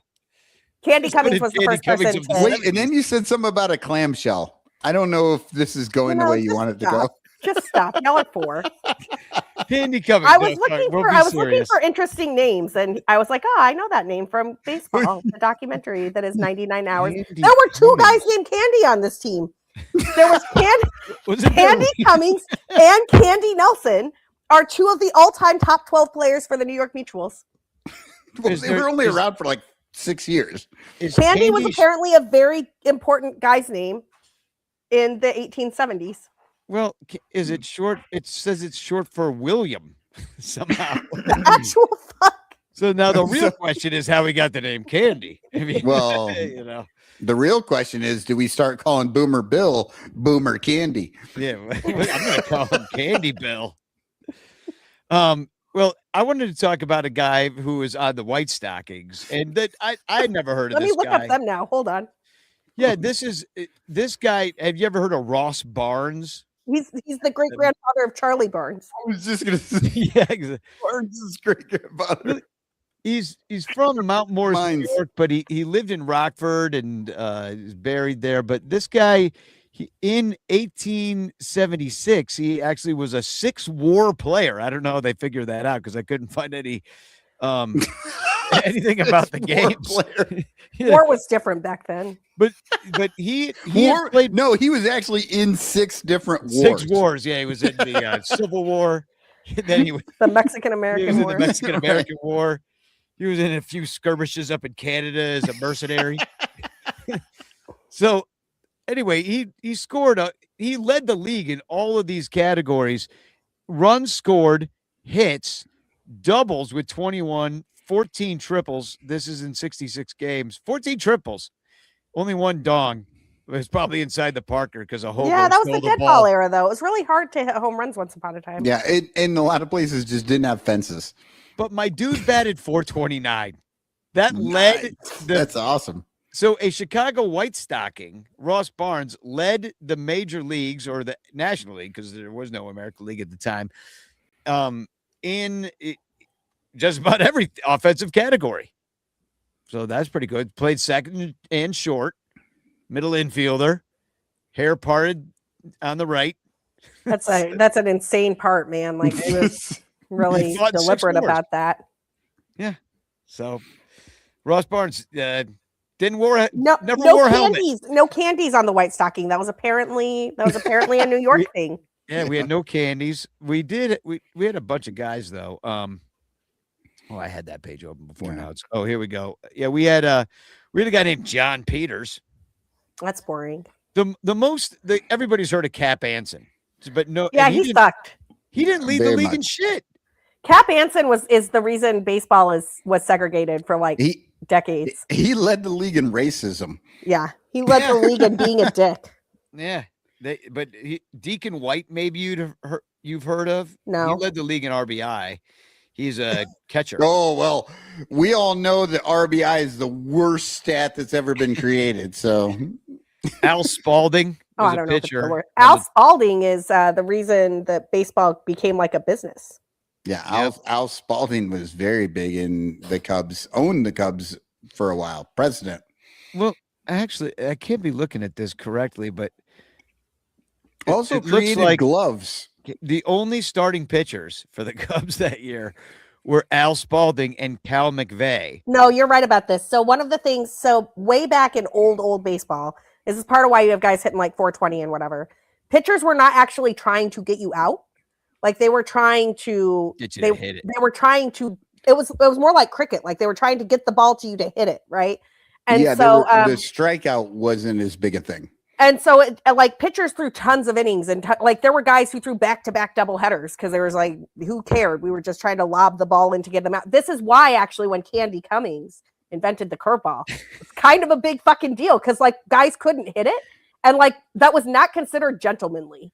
Like that was considered bad form to try to strike guys out. All right. Well, the other thing was the batter got to tell the pitcher kind of where he wanted the ball. And the pitcher had to try and throw it there so that the batter could hit it. So when Candy Cummings came in with the curveball, he's like, I'll throw it there. Yeah, no problem.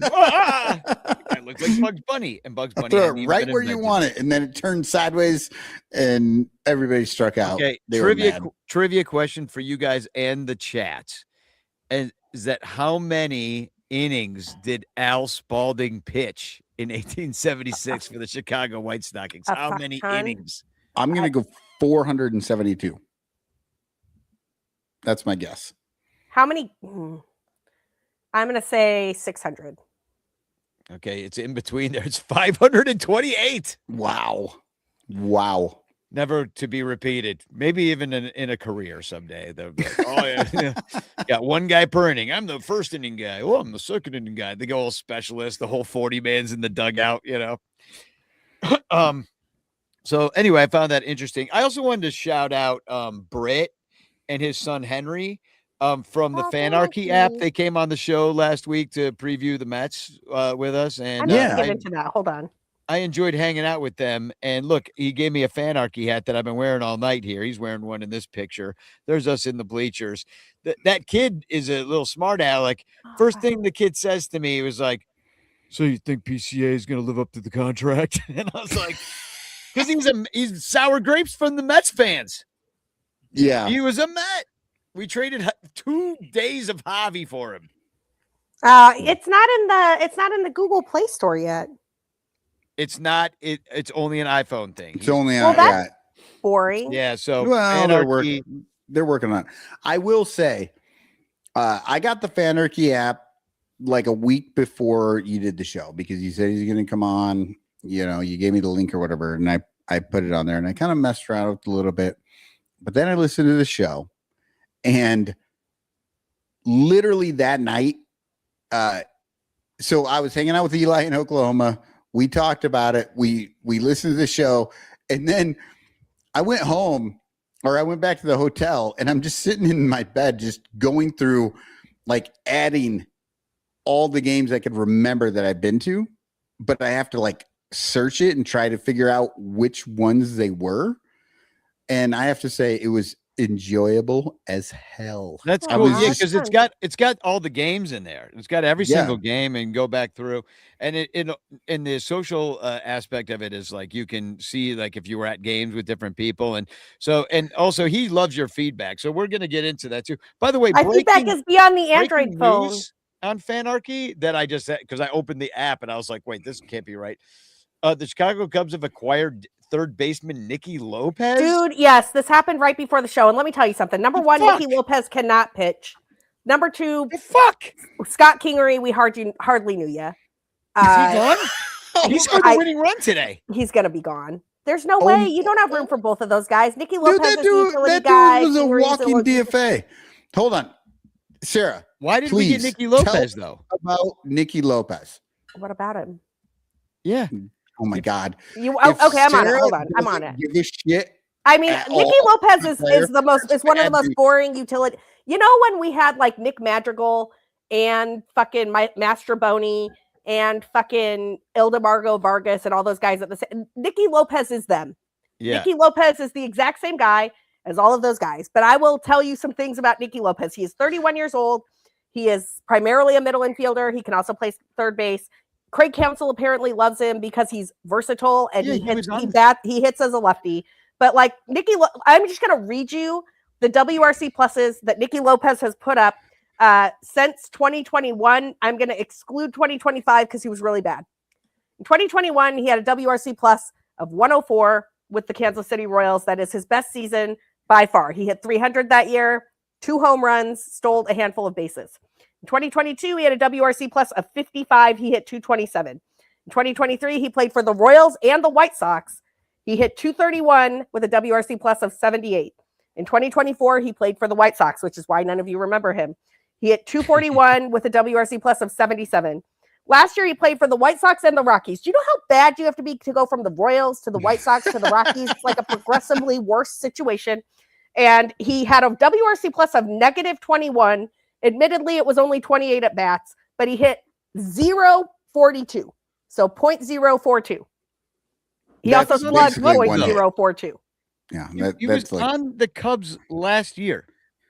Oh, well, maybe the Cubs were the other team here. Yeah. He was on the Cubs. Oh my God. He's not very good is what I'm trying to say. Okay. But apparently Craig Counsell likes his versatility. Yeah, Craig got him on the Cubs last year for 14 games he played.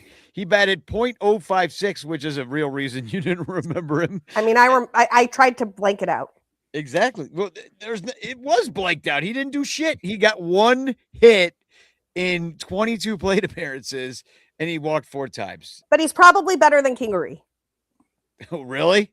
Yeah, probably. Okay, Yeah, here's the question that I have that either one of you can answer if you'd like. What the hell did Dylan Carlson do? Dude, Dylan Carlson must have killed somebody. Right? Honest to God, he was good in spring training. He can play center field. And they were like, Michael Conforto. And I don't understand. Did Dylan Carlson kill somebody's dog? It's not a bad person. Look, it's not even Michael Conforto. It's Scott Kingery. Which, by the way, which game was this? This was who's gonna pinch it for? But who's gonna pinch run for Ballesteros after he pinch hits for Matt Shaw?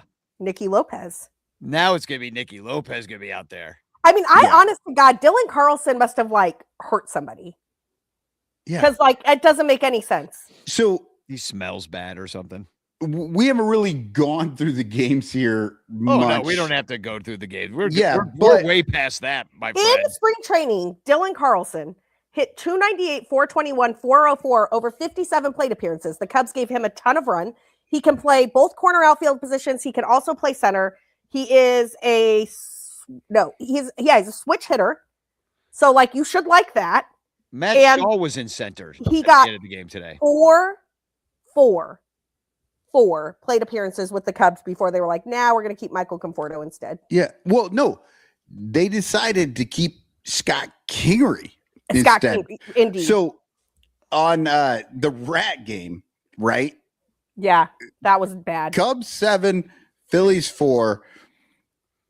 Craig Counsell goes to the pinch hitting for your DH in the 5th. And so I believe Ballesteros got a hit or a walk. No, he walked. He walked. It was a great plate appearance against Orion Kerkering. Yeah. Oh, that's right. I did the Cubs spot on this. He walked, but if they had challenged that, he would have struck out. And that pissed me off that he wasn't battling that pitch off. He just took it.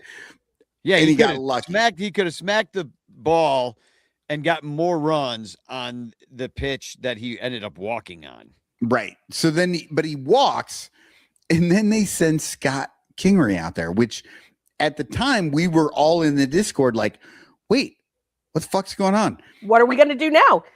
Is Bregman going to go to third, and then we're going to lose our DH, and then we're going to pinch it, which we're going to put Scott Kingery at third, and he's going to commit 2 errors. Not 1, 2. Scott Kingery has 2 defensive plays in 2026, and they were both errors. The first one was a bad throw, but I thought maybe could have probably gotten that ball. Could have picked that up. Yeah, 70%. But the second one was an even easier throw, and he almost injured Nico Horner the way that he threw it out to right field, and Nico had to Oh no, he didn't score the winning run today. It was Hap. Is that right? Dude, I don't know. Hap was on. I don't know. Hap scored the run, because he was on second. I most misspoke earlier because Kingery scored some winning run recently. Okay. Was that the Nico walk off? I think it might have been. It was Kingery did something insane. I think Kingery ended up total with 4 at bats. I think he got on base once. Oh my God, we're going to talk about Kingery and Charlie Barnes for half the show. but this is that is what the people are here for, Danny. This is the only show covering Charlie Barnes. Well, there's a reason. Okay. Scott Kingery. Well, the reason is that they has just scored 1 run. Wins. He scored 2 runs. He scored 2 runs. You will respect Scott Kingery and his 2 runs. I'm saying no kings but Kingery. A run. He came in as a pinch runner against the Mets on the 19th and scored a run. And he scored a run against the Pirates when he came in as a pinch runner on the 12th. So those are the only runs that Scott Kingery has scored. Here's the thing that blew me away with the way that they use Scott Kingery. He came in for Conforto a number of times because apparently Conforto's slow. But here's the thing. It's really going to blow your mind when we actually get Nicky Lopez and we get rid of Conforto. And it's not Scott Kingery off the team. Scott Kingery is gone because Conforto can kind of hit against righties. Try to blow people's future minds. But here's the thing. They would put Kingery out there, and apparently Kingery is fast, and he might be. But if you put him on first and there's a guy on second, it doesn't matter how fast your guy is. He can't take that base. Yeah. They did that a number of times. They did that in like bases loaded situations. So Sarah, you're saying that he scored these 2 runs, but how many times did he go out there and just fucking stand there for a couple of pitches and then have to go back to the dugout? I mean, a lot. He was basically bad. The pinch runner for Moises Ballesteros. Here's my favorite fact about Scott Kingery, though, and you can thank the Phillies for this. Don't look it up. How much money do you think Scott Kingery has earned playing baseball in his career? A lot. Didn't they give him a big contract like a long time ago because he was a big time prospect at something? Yeah, he was one of those guys who got a contract before he really played a game. Yeah. Oh, so, I'm going to go 25 million. Oh, you're real close. Okay. So he earned $1.25 million from the Cubs this year for whatever. And his career earnings. No, I'll tell you why. Before you apply that money to Lucas Giolito in your head and get mad. No, because that's the minimum you can pay a guy that. Oh my God, that's fucking insane. He's earned $26.35 million over his career playing baseball because the Phillies, his Phillies deal was 6 years, $24 million with a $1.5 million signing bonus. Oh my God. Nah, well, good for him. I mean, some guys just get lucky like that. What are you going to do? But sometimes it just be like that. He scored 2 runs. So, yeah, and he fucking threw 2 balls away. Great comp. Except Trey Mancini was better than Scott Kingery at baseball for a long time. It was amazing that they put him over at third. And then he threw he doesn't. He hasn't played third base since 2021. He's theoretically supposed to. Yeah, but he hasn't played anywhere since 2021. Maybe he goes to Korea and becomes a star. So he throws but he threw that ball over to Bush, and you could just see it wasn't good. Like you could see, like this man may have forgotten how to throw baseballs. Like you're like, I actually felt kind of bad for him because I imagine that he wanted to like show up against the Phillies. Because that is the team that like gave him the deal that he didn't really show for, and this was his chance, right? Like he had a really good chance to like show up against his old team. Oh, and he failed completely. Wasn't very good. Yeah. And then that ball that he threw to Nico over at second, like Nico seriously almost. I'm glad Nico is still with us. He almost injured himself trying to go backwards, trying to get to that ball. These were 2 of the worst goddamn plays that I've ever seen a major leaguer do. Yeah, and all for Ballesteros to draw a walk. Yeah. And burn your whole bench. It was all to watch that. Was it worth it? Was it worth it? It was fucking hilarious when the ball gets popped up on the infield and Carson Kelly runs out there, throws his mask away, and he's clearly like the dude that's going to catch this. And Shambi's up there like, Kingery. Oh, no. Kelly. Like, what are you thinking? Kelly's like, stay the fuck away from me, dude. Like, I'm about to catch a ball, and I don't need you messing me up. Yeah. No. Well, my favorite was the play at the end of the game. It was like a pop-up, and like Kingery's going to it, and Dansby's like, get away. Yeah. Get away. Same way. I got this. I got all of this. You need to just stand at third and hope the ball's not coming to you. Dansby, I've never seen Dansby so emphatically call off anyone in my life. Well, my God, it was so funny. no balls would be going to Kingery anymore. And I guess Kingery. Iowa. He might go to Iowa. I don't think he's going to get picked up off waivers. Well, here's the question though: is he like on the plane to LA and like this? He's going to land in Los Angeles. No, I think Mr. Kingery is probably headed to Des Moines.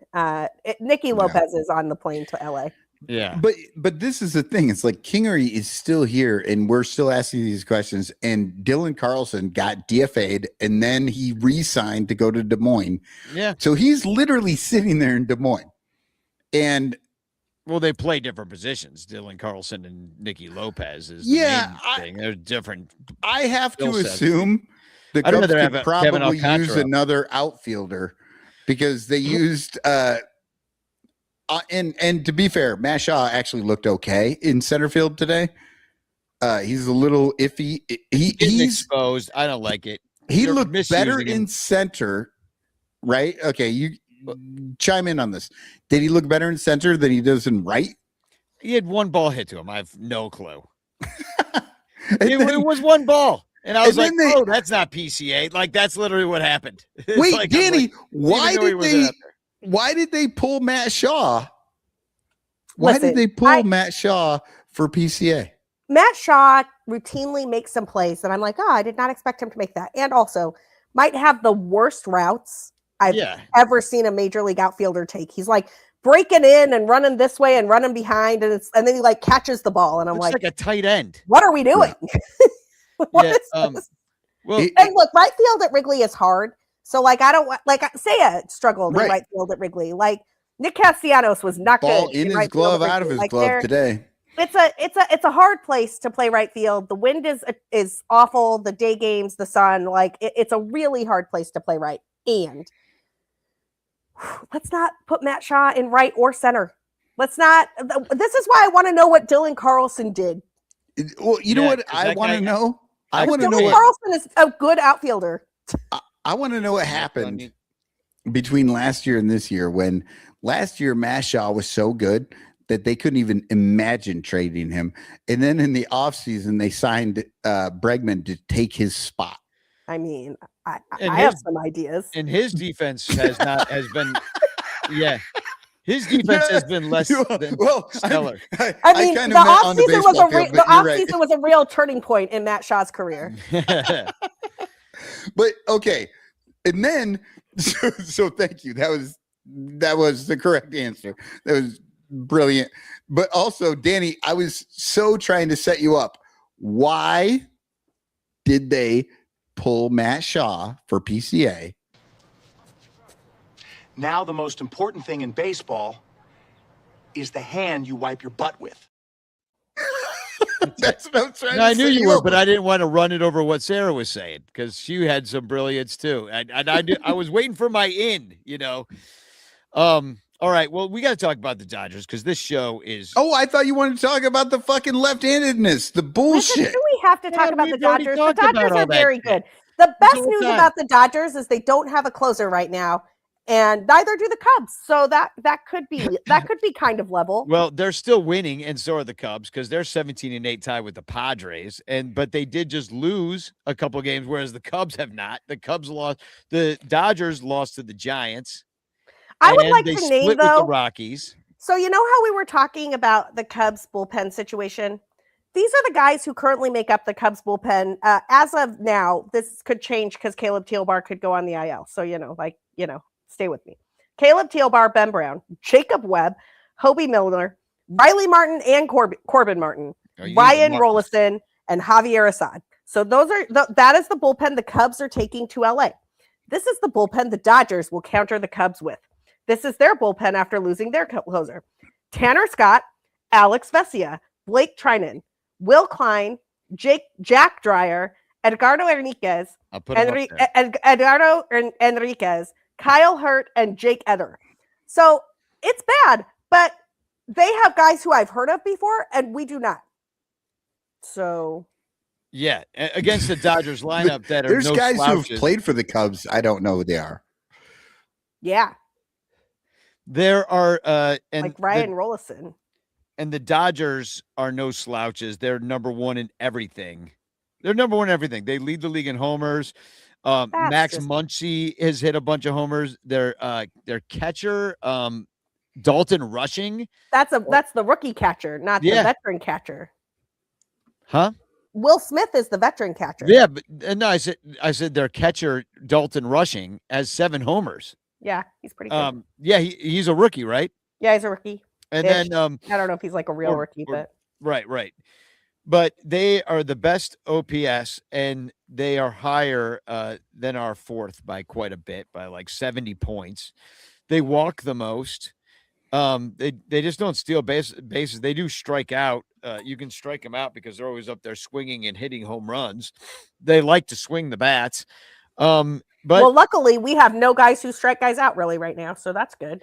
All in all, they've only scored, as of this morning when I wrote this down, they've only scored 3 more runs than the Cubs. And you want to know a team that's scored more runs than both of the Dodgers and the Cubs? The freaking Washington Nationals. How is that Their offense is one of the top offenses this April so far in this young season. I don't know that you can compare runs scored right now, though, because like everybody's played different guys. Just saying, that's what's happening. What's amazing is they're the top offense with the most runs scored. They're also minus 18 on the run differential. Yeah. Well, imagine scoring more runs than anyone. All and sorts of still numbers. being below 0. So from a pitching standpoint, like you said, the Dodgers are in rough shape, but we're in rough shape too.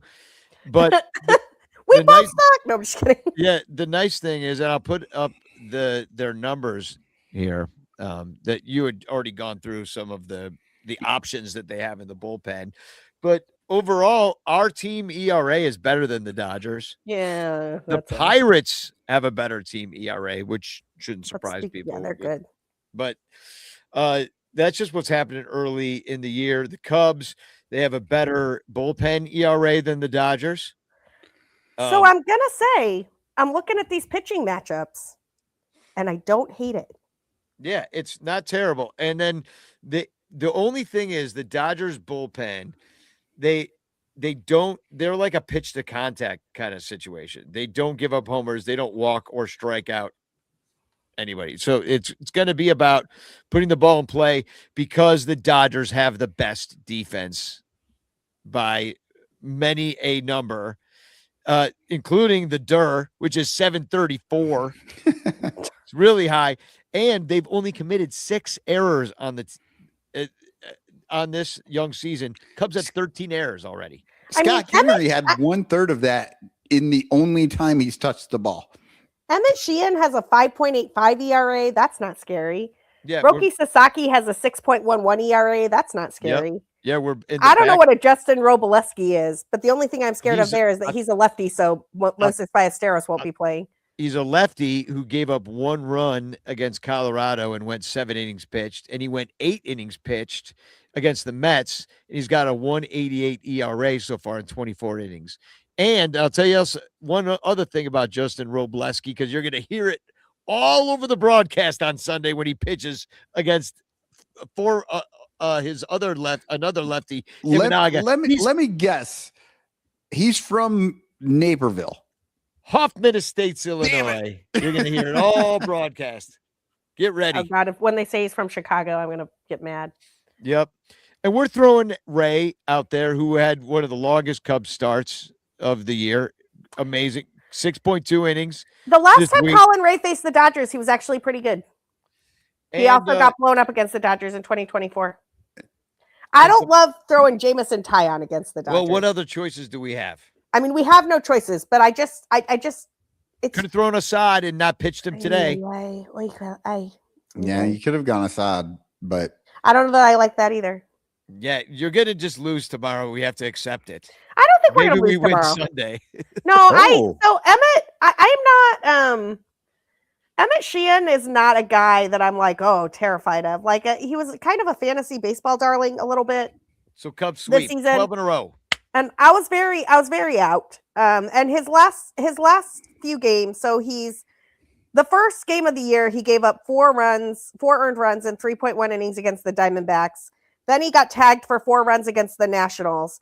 Gave up 3. He had a quality start against Texas, 6 innings, 3 runs. And then he was pretty good at Colorado, but like at Colorado is just weird. So he had 5 innings, 2 earned runs. Like, I feel like the Cubs can get to this guy. I don't know if Jameson Taillon can hold the Dodgers, but I feel like the Cubs can get to Emmett Sheehan. Yeah, I mean, I think the Cubs are. I mean, I'm happy if you have a 500 road trip because they have the Padres after that. Not to take away Cubstradamus's thunder. But oh my God, I summoned him. Oh, how I long for those hot days. The weather's been cool, but I've got ways to make it warm up by taking a bus to go see the Cubs beat the Padres. See you soon, San Diego. Choo-choo!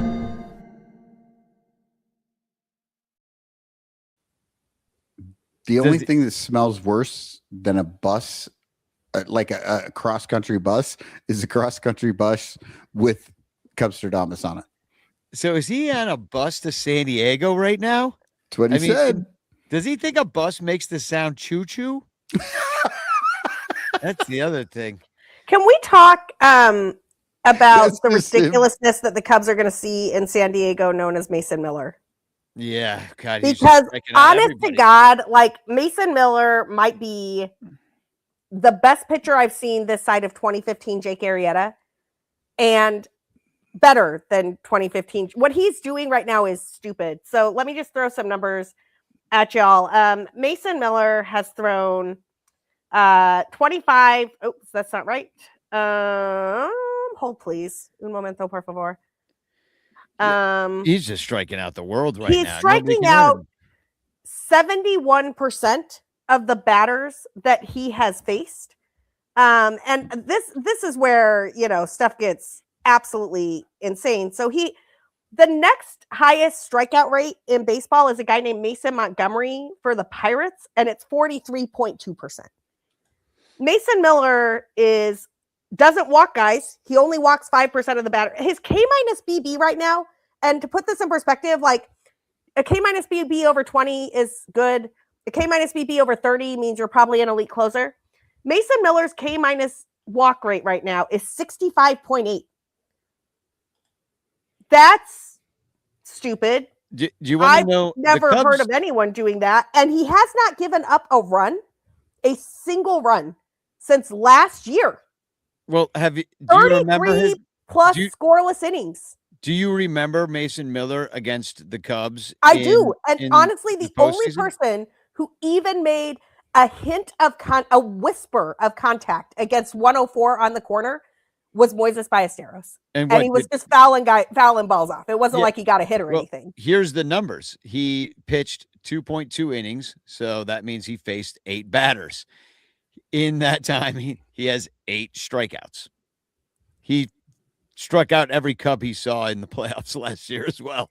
He's thrown 11.1 innings so far this year. He has struck out 27 guys, given up 2 hits, and walked 2 guys. Yeah, but he only has 1 win, Sarah. It's 1 win. This dude saves. Fuck this guy. No, he's kidding. I know you're joking. I'm joking. But we got to get out of here. We got to wrap this sucker up. I got some announcements here. First of all, happy birthday, David Elliott. His birthday was yesterday. And what else do we got coming up? Lyle Akers' birthday is in 4 days. Also, Chris Salato. They share a birthday on the 27th. And Lyle's going to be 51? 52. 52. What is Chris going to be? 106. I'm going 12 based on all of the interactions we've had. Yeah.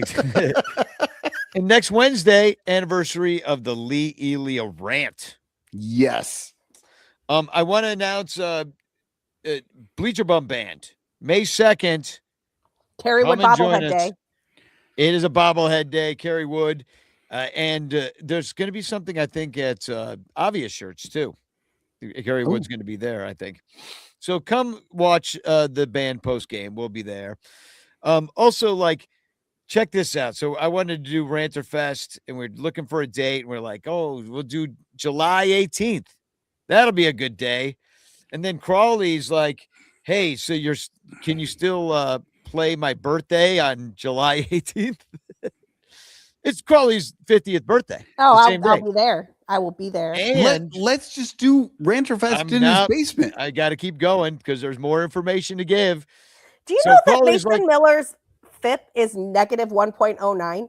Yeah, the opposing team owes Mason Miller runs. That is, we need advanced statistics to understand why advanced statistics are bad.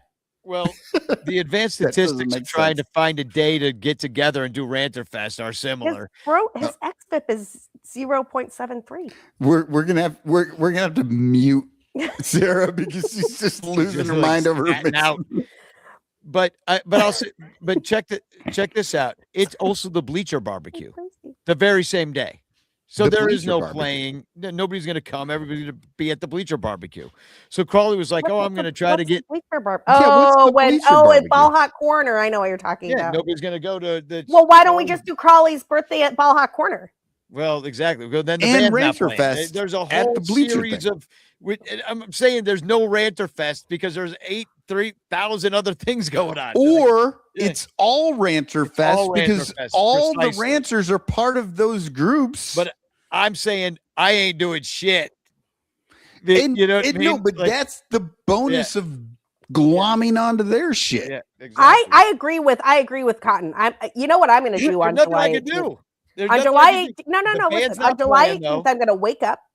I'm going to start drinking immediately. I'm going to walk over to Ball Hot Corner and hang out, and then I'm going to go to a game. I'm going to tell Crawley happy birthday when I'm super drunk in the bleachers. Then I'm going to go get some barbecue, and I'm going to keep drinking.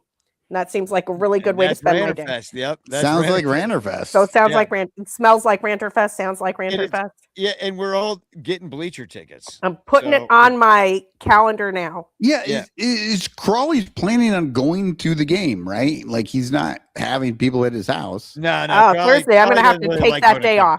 Yeah, so I'm saying no. Let's just do it. Let's just call that Ranter Fest. Well, we have no choice.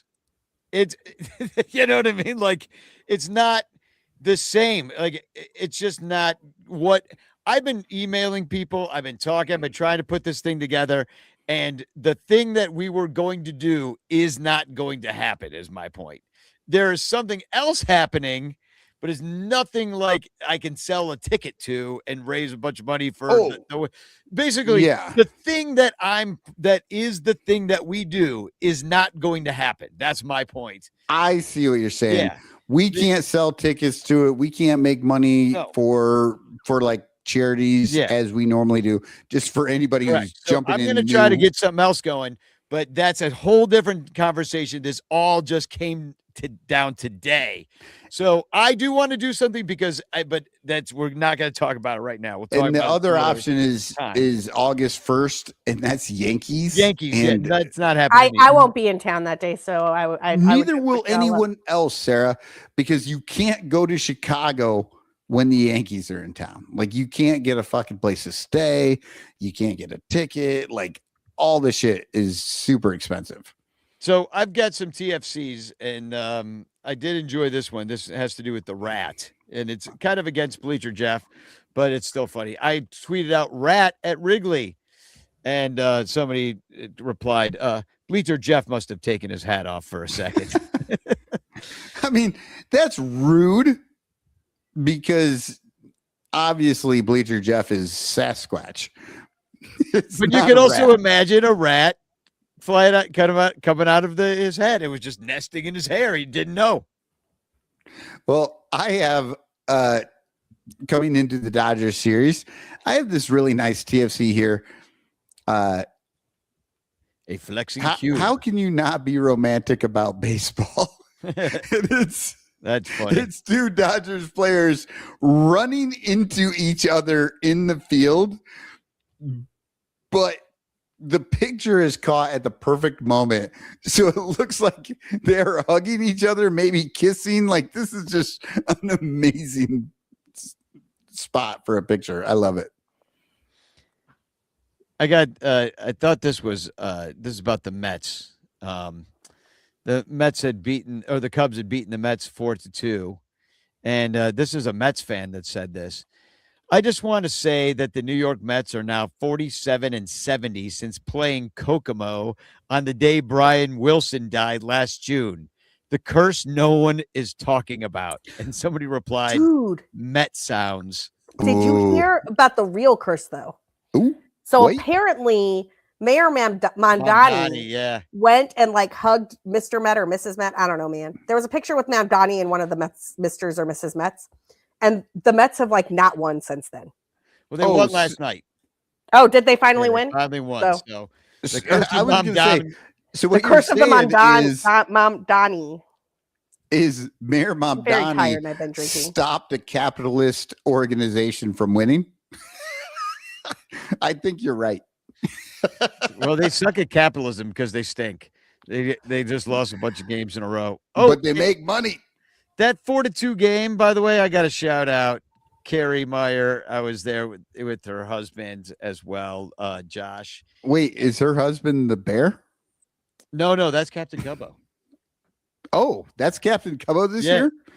Yeah, well, that's one of his. He was many a costume. Well, that's an amazing.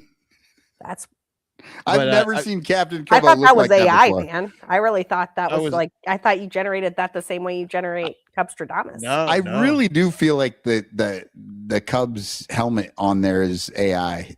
I'm with you, Sarah. But I have one final TFC, and this was from Cubs memes on Facebook of all places. Jesus Christ. But I was looking up this. It said Matt Boyd returns tonight, and his fans are chomping at the bits. And then it's all these like South Park looking fans, and it says Nambla. And I was like, what the fuck? No, we don't need to do that. And it's the North American Matt Boyd Love Association. Nope, we're not doing that. You know what? Let's take it back. Let's just make it. No. What? Don't put that juju on me. You keep that weed to yourself. Pretty awful. So hashtag chance in the chat. It's your last chance to get in the chat. Yeah, that's a no. Well, I know somebody actually made that happen and then tweeted it out. So somebody bad. Yeah. and you're right. They're probably not trying to take that back. There are things that are unreclaimable, y'all. Let's pick a winner, shall we? Round and round she goes. Tick, tick, tick, tick, tick, tick. Who's gonna win? Tick. Master P. Levy, congratulations. I owe you another postcard too because you won before. But congratulations. And thanks for sticking with us. We did make it over to the 2-hour mark, and I'm starving. I haven't had eaten dinner yet. I don't know why we went so long.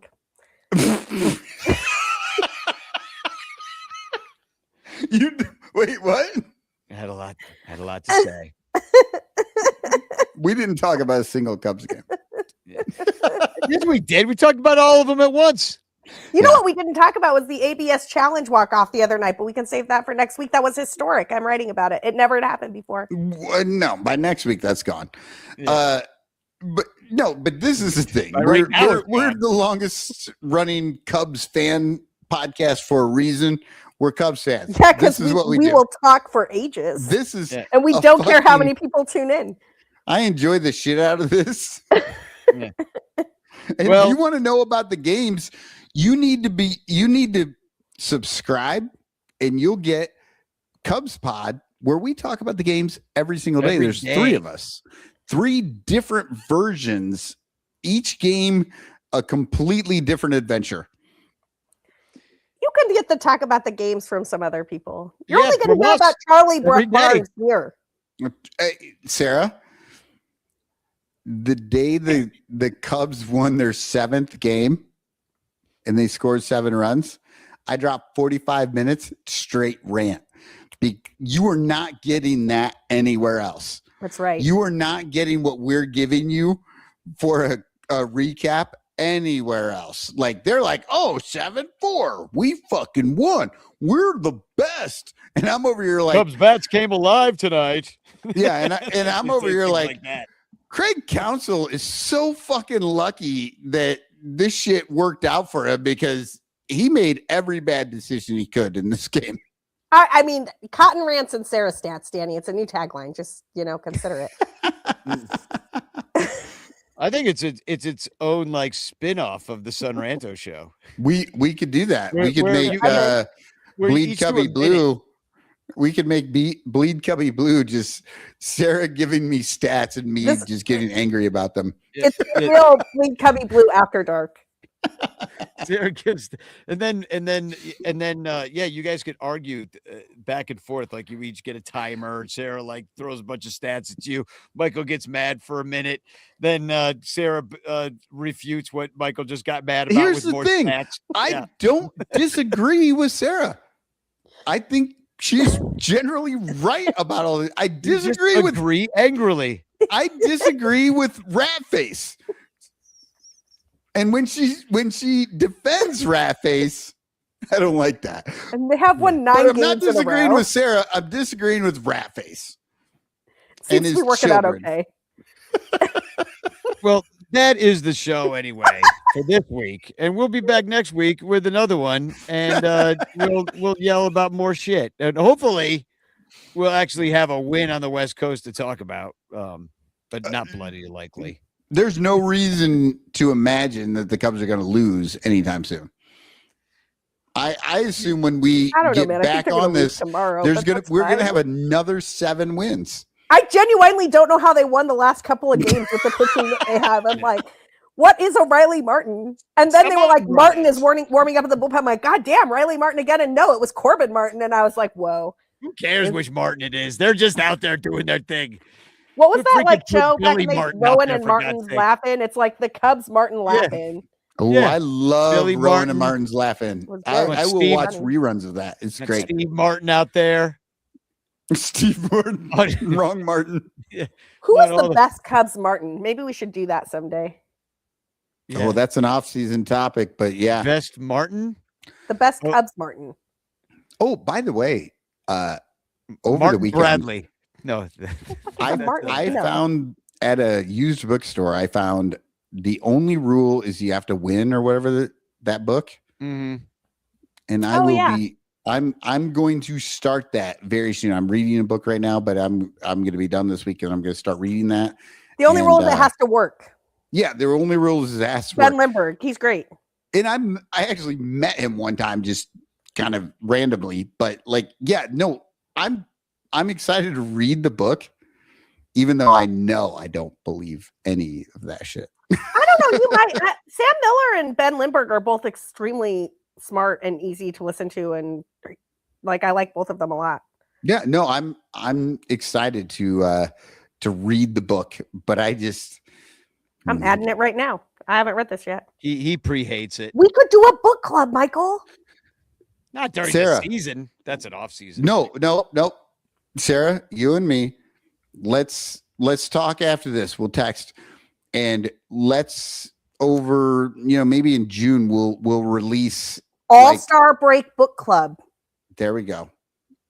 You know, read a whole book in 3 days. Amazing. No. We read it now. We record and we release over the All-Star break our book club. Yeah, All right. instead of Cubs Pod. I'd rather listen to rants and stats, but go ahead and do a book club. I Do don't you know. I'm honestly not think producing we're that going to one. read a book about baseball and it's not going to be rants and stats? No, but Sarah, I'm down. We'll do this. We're doing it. We'll record. Our book club is called Rants and Stats. We'll record us talking about this book. I just bought it, dude. I'm in. It'll be on the Bleacher Bum podcast feed probably during the All-Star break when we don't have Cubs spots. Yeah, that's Well, great. welcome back to the Cubs, Nicky Lopez. I know everybody's excited. Dan's been trying to close this show for like 10 minutes. I mean, I don't know how many different endings I could think of at one time. Robert Sanchez, did I miss the chance? Oh, fuck. Let's just do it again. No. We've been on for 2 hours and 14 minutes. Yeah, and this dude Robert just jumps in. Oh, did I miss the thing that we do in the first 4 minutes of the show? 2 hours and 14 for Ernie. I love you all. There y'all. we go. This is the ghost of Ernie Banks, and you're 10 years. Whoops. Spagog. Spagog, y'all. 10 years ago, we cried in the stands.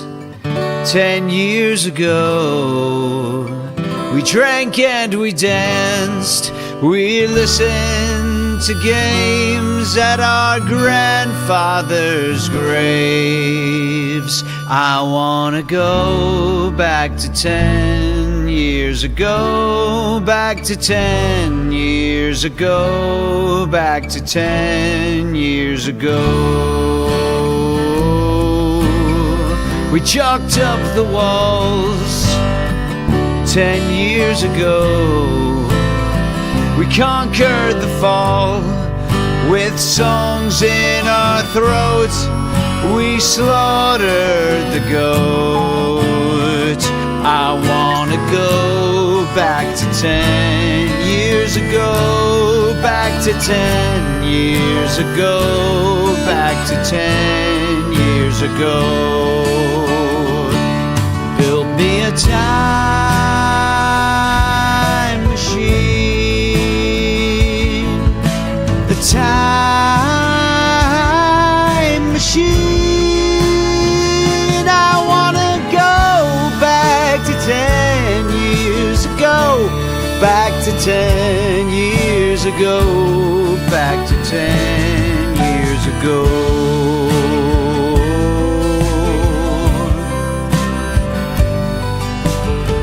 10 years ago, we laughed through the tears of a century's years. I wanna go back to 10 years ago, back to 10 years ago, back to 10 years ago. When we were all young, 10 years ago, we finally won.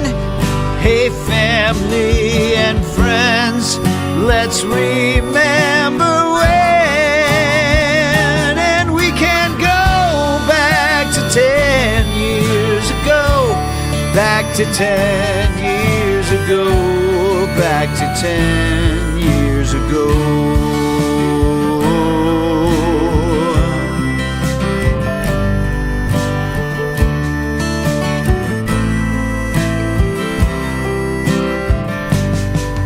We listened to games at our grandfather's graves. I wanna go back to 10 years ago.